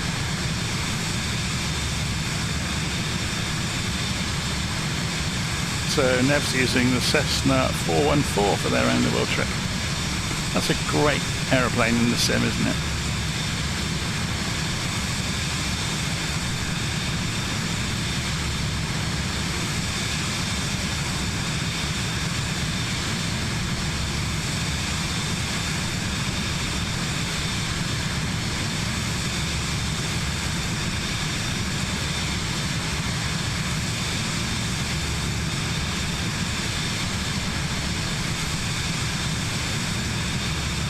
Right, I'm going to do what I promised to do, and I'm going to switch my microphone off for a bit and go and write this blog post about the 727 and my experiences with it so far. See you later.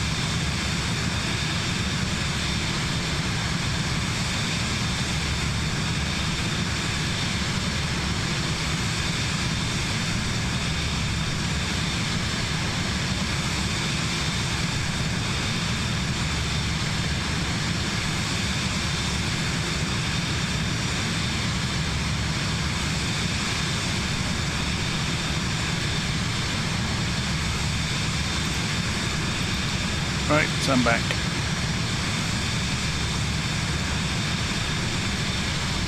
Shall we see where we are in the world then? So about 120 miles-ish out from our destination. So we're going to pass over the top of Abu Dhabi and Dubai.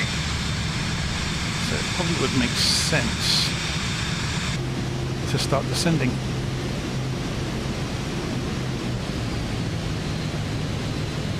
So we're going to set the target altitude down to a sensible amount.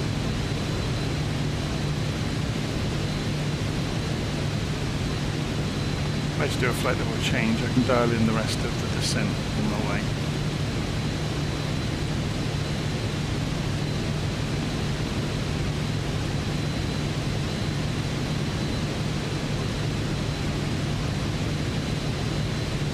If I take us down to 10,000 feet to begin with.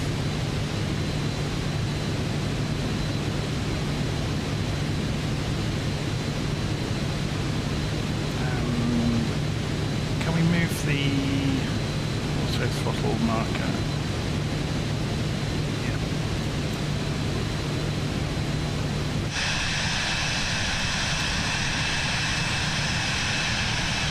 So descending towards Abu Dhabi. So we're going to go looking for Grand Prix tracks again. I'm not quite sure where the track will be here.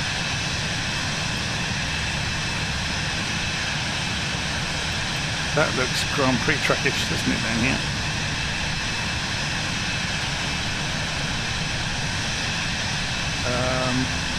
Where would it be?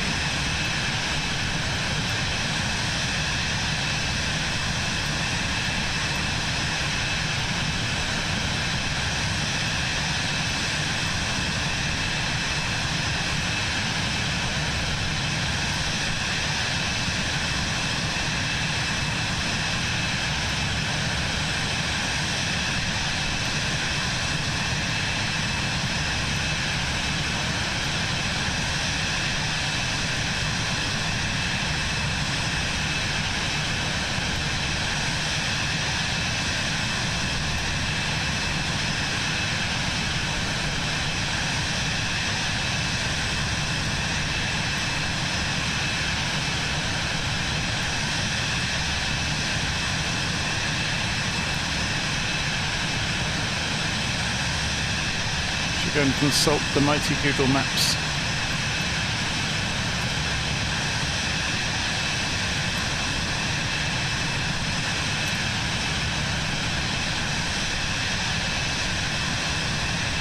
Oh, okay.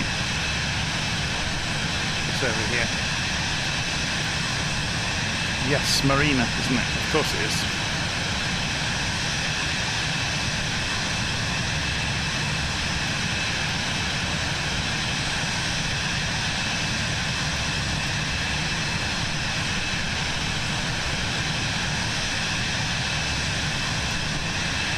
And there's the circle, you can see it. Then if you knew you can do this in Google Maps, it depends on the part of the world actually. If we zoom in on the Yas Marina circuit here, and we pull up data, have they got 3 dimensions here?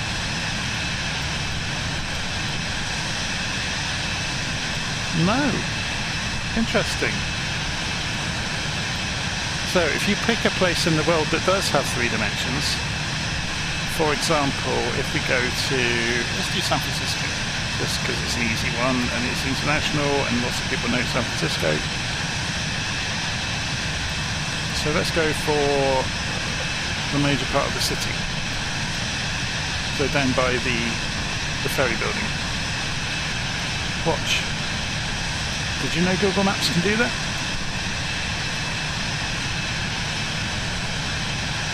Good, isn't it?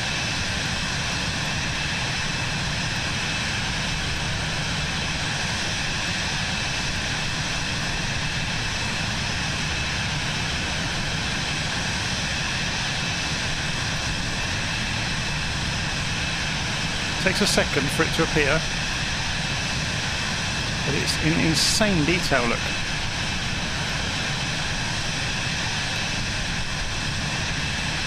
Very, very clever. So we pick somewhere else in the world.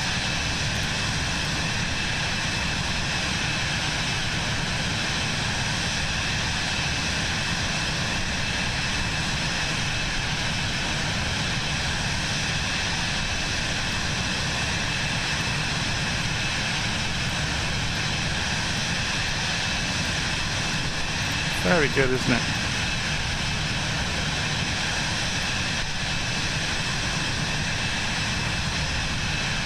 The closer you get, the higher resolution data it uses if it's available.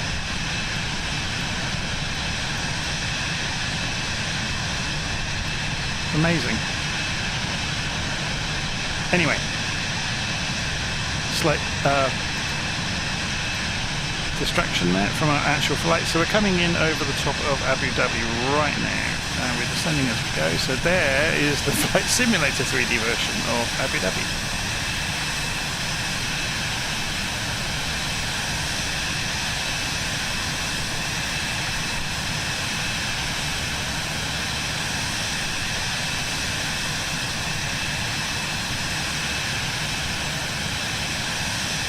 I think you'll find the MI5 building in... Oh, hello, Sim's frozen.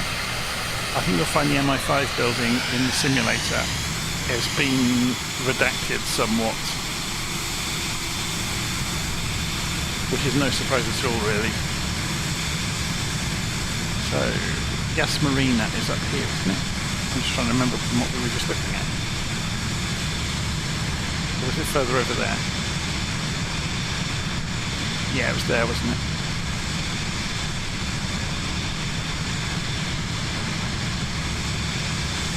So we're just going to miss it.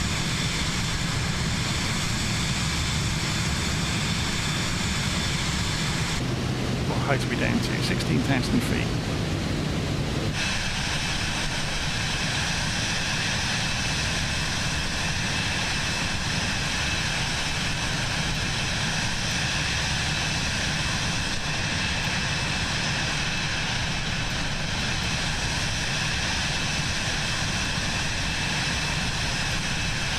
Just about make out some of the Grand Prix track down there, look. It's very cool, isn't it?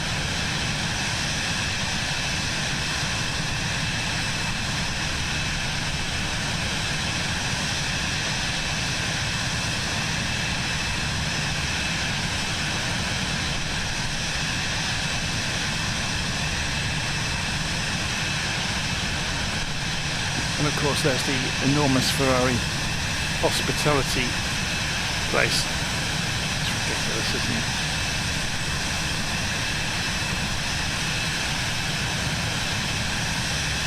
Even better if they could make a car that could win a Grand Prix.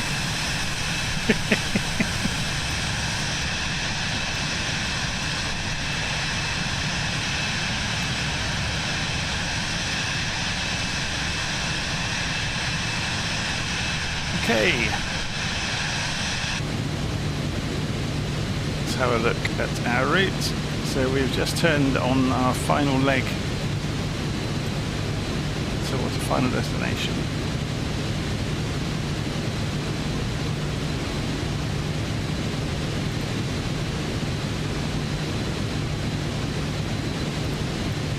So this gives you data up at the top, look, ETA 311.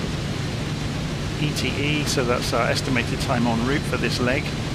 We're about 20 minutes away from where we're going. So we can increase speed up to 250 knots.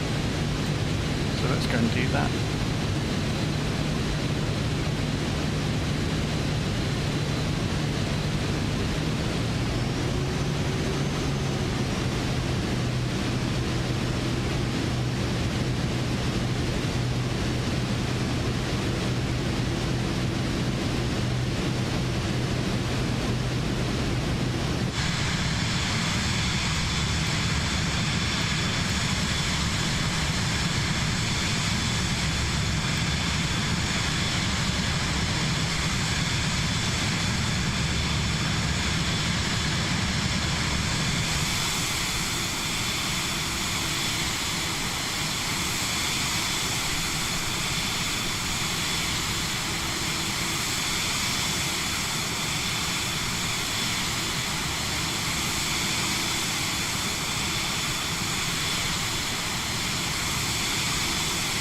Yes, I'm not sure where the around the world trip is going to take us next. I imagine across the south coast of Iran, or maybe we'll go down across to Muscat and then over to Pakistan. Yeah, so maybe if we just imagine where this was going next, we could go over to this VOR here, so Apen, VOR. They're long legs though, aren't they? Probably a business jet might be an idea to do this.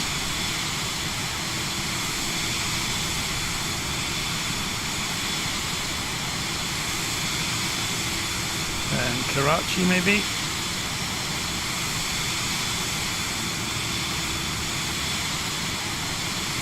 So that's 220, 300, that's 500, and that's 700 miles already.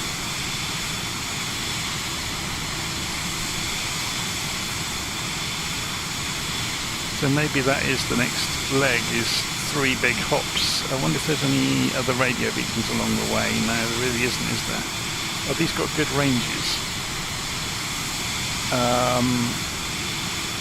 If we go right click, show information on the VOR, 130 miles, so this, yeah, it's not obviously not going to cover the distance, but we can pick up a VOR along the way. That's got 130 miles, yeah, so that will cover between there and there. Are there any on the coast over this way? What's the range on this one? Show information. 130 miles. So that will cover. So we could do that and just cross over, fly through. Oops. Go back to.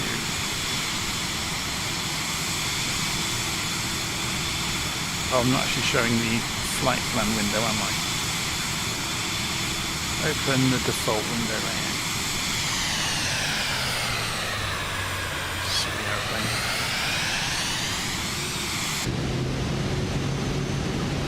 So, what I was going to say is, yeah, this has drawn the waypoints in the wrong order because I used append instead of app.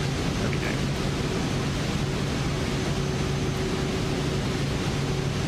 So there's no other waypoints along, or no other beacons. So that one is 130 miles. Oh, so they might just overlap actually then. If they're both 130 miles then that'll be okay. I'm just wondering, so if I did that with an aircraft that only has radio beacons instead of GPS, it makes it doable. And then land somewhere in Karachi. Look, this looks like a good place. Oh, it's a bit big though. What about this one? Well, it doesn't have much scenery around it.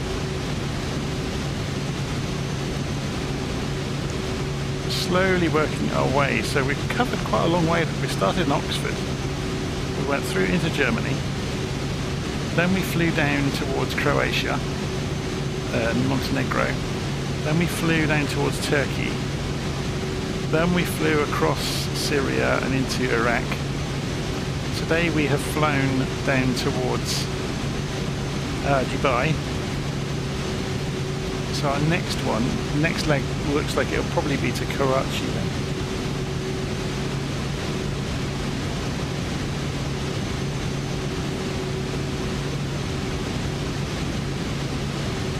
Yeah, I have no idea what. I guess we could use another business jet to speed it up a bit. Use either something like the Phenom maybe, or the Honda jet.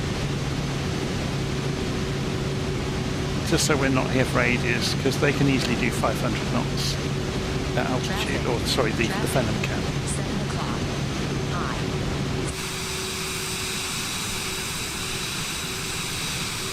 Okay, who's there?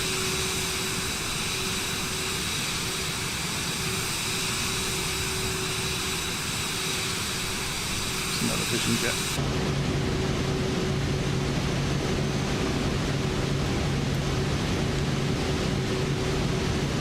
So, should we speed up a bit?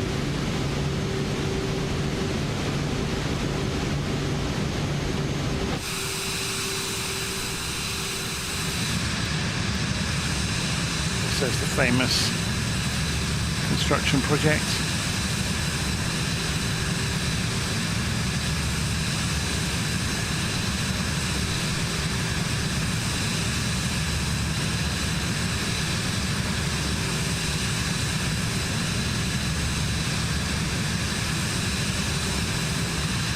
Palm thingy. That's that his technical term.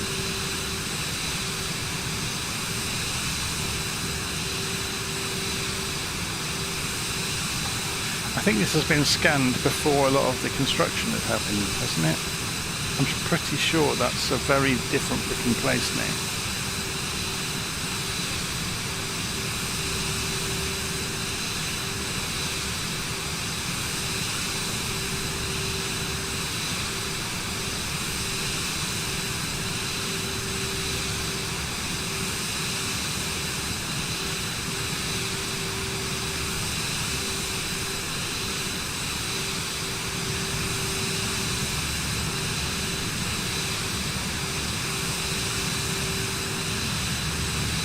Like that.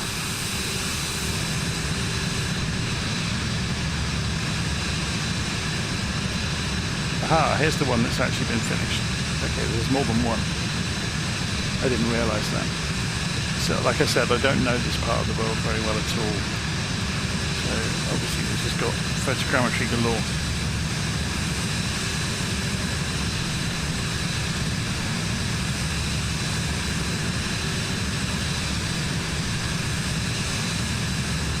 Never come here in the simulator before, so I didn't know what we were expecting to see.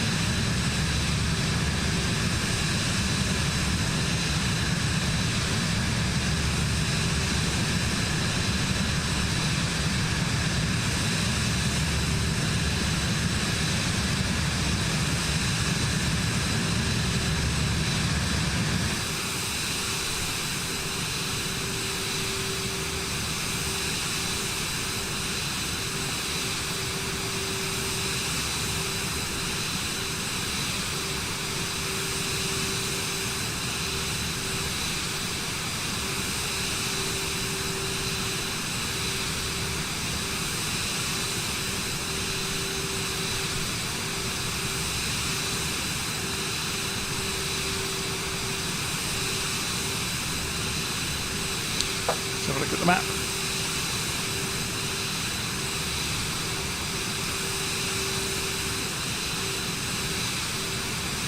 Palm Jumeirah. Palm Jebel Ali.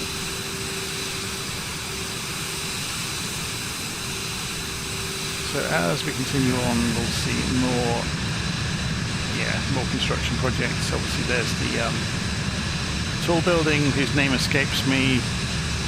Is it marked on here with its name?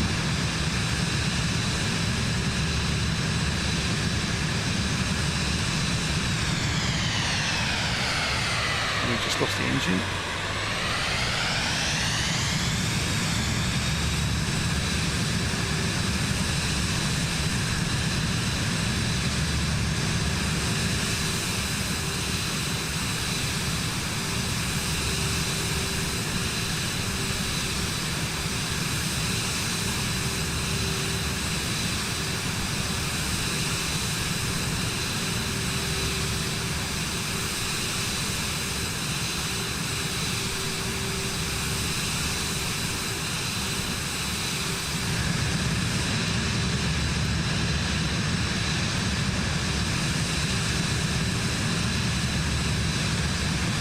See it re-rendering because the sim refreshes itself.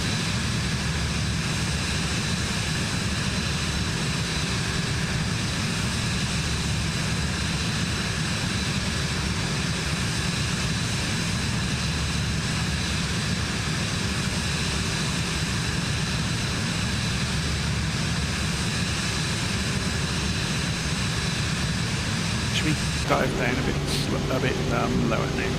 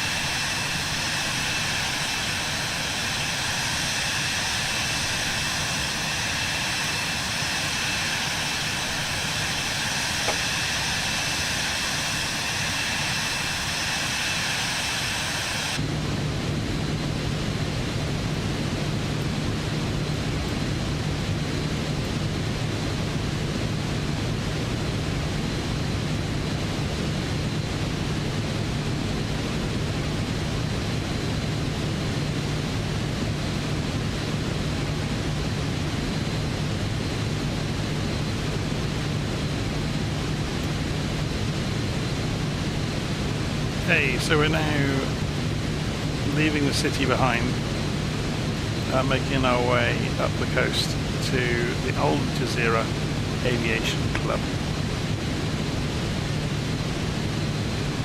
I ought to save this flight plan, didn't I? Because we're going to chop the first few legs off and use it as the next leg.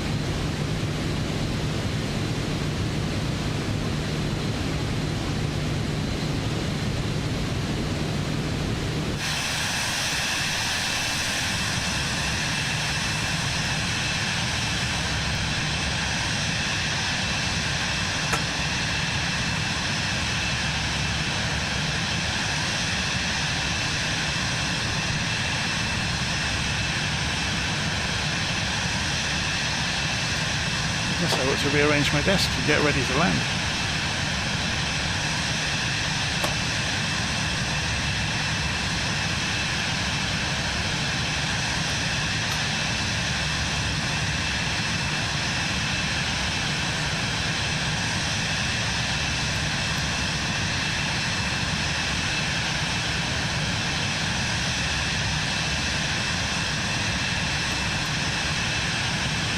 So there is an airfield we're about to go past, whizzing past, which is just on the edge of here. We're not going to land at this one, we're carrying on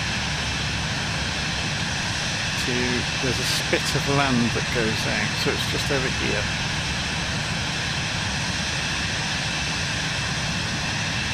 Yeah, because there's that feature there, so it's just there.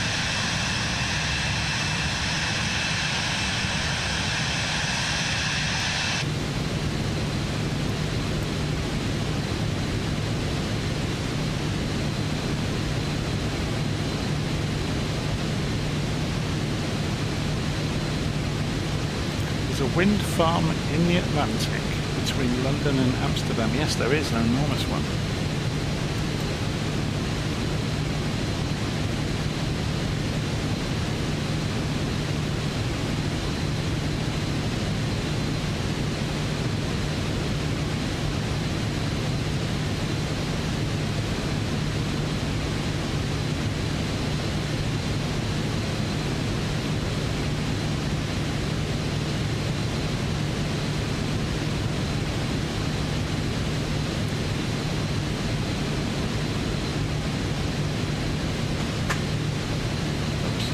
Head through the grass.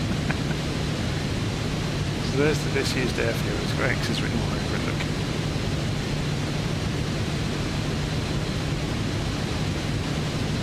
And we're carrying on. So which way is the runway and which way is the wind? It says 5 knots wind. There's nothing worth worrying about. So we'll probably go for a runway 28 maybe. So if we to turn right to 100 degrees and then reciprocal be 280.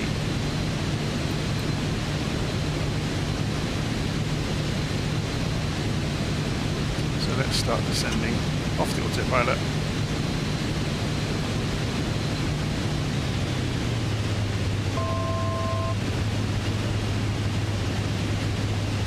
Let's go and put the landing lights on.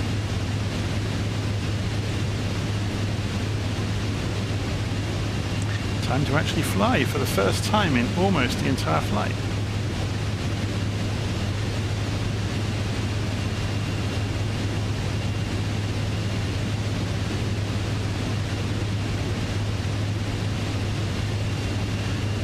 So J-Foot is saying, are you planning all of the routes of this around the world trip? I'm planning them as I go, because I don't really know ahead of a flight what I'm going to do.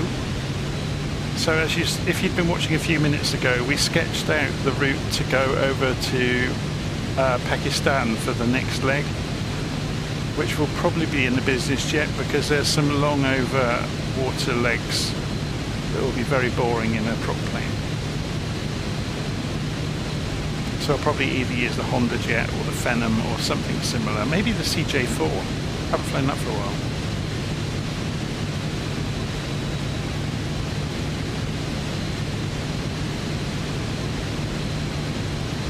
Okay, so we are almost overhead the airfield.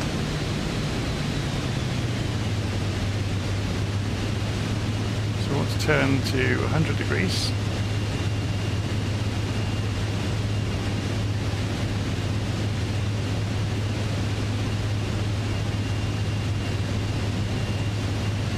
Doesn't have any radio beacons or anything, does it? No, that's a shame. So we need a bit more than 100 to give us a bit of a teardrop shape to come in.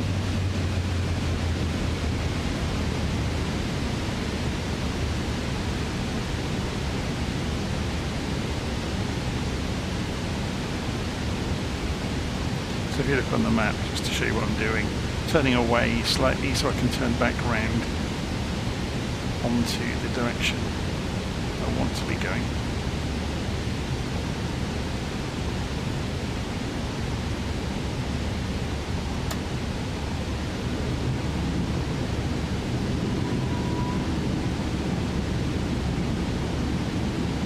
And there's the runway.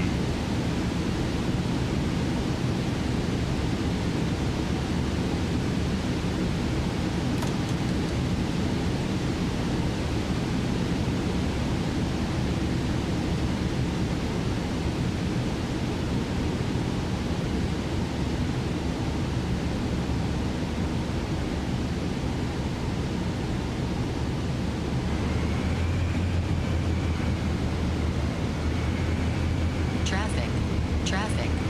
5 o'clock. High. Less than 1 mile. 500.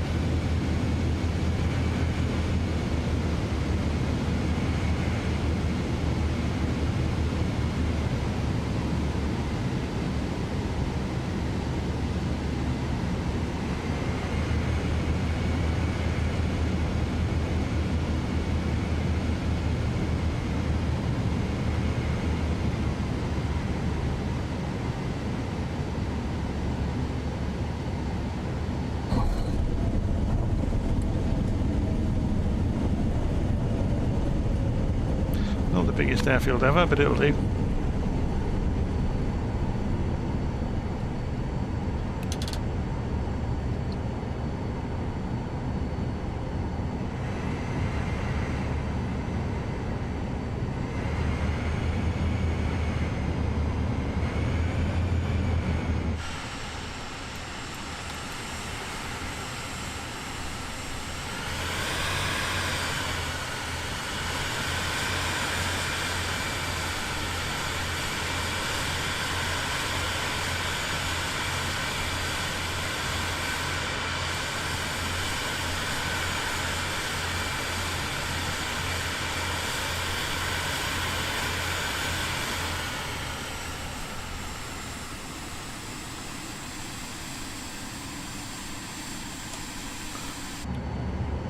Okay.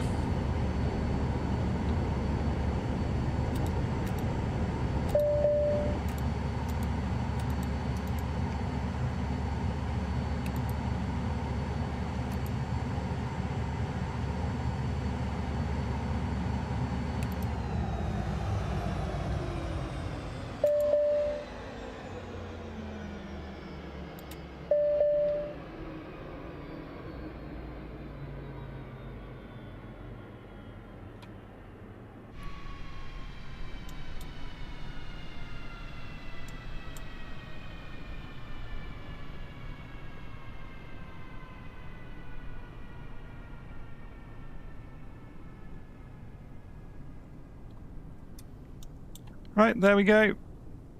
Take a screenshot ready for the blog post to go with it. Because I tend to put a blog post out immediately after the flight with the track from Volanta as well. So Volanta has realised that the flight is finished, so we can review the flight and we can see the exact path we took in 3 dimensions. And you'll see that landing there. And we came in at 220 feet per minute.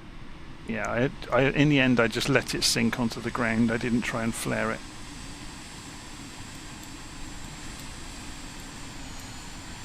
Oh, here's the other one who's just come in. So, I'm going to leave it there. Hope you enjoyed that. And I'll see you soon. We'll just watch him taxi in.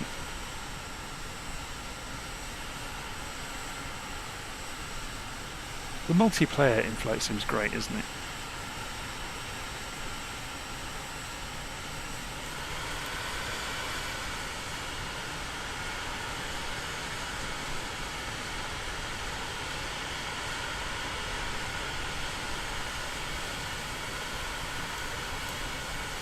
So if you're not following the blog, johnbeckett.substack.com. That's where I post everything I'm up to in the sim. If I just show you that briefly, so if you go to johnbeckett.substack.com, so you can see that was the one I put out while we were on Autopilot. I wrote a blog post there about the adventures with the 727 so far. There's obviously videos of me flying it recently and writing the procedures up. So you can see there's a live stream of me flying it there. But there's all the videos going back for the last couple of years. They're all in here. So anytime I post anything out, I put it on the blog and it goes out as an email to anybody who's subscribed. Subscribing is free. Or should I say there is a free option to subscribing. But you can help support me if you wish to. So there is a paid option for subscribing as well if you get lots of value out of all the... Because I post all the procedures here as well. So it lists in here all of the procedures that I've written for all the different aeroplanes. So you can grab them from my Ko-fi shop. Okay, I'll leave it there. Thanks for watching along if you were. So yes, I'll put links in the notes of this video when I've finished to the blog post, and I'll hopefully see you again soon. Okay, take care. See you all soon.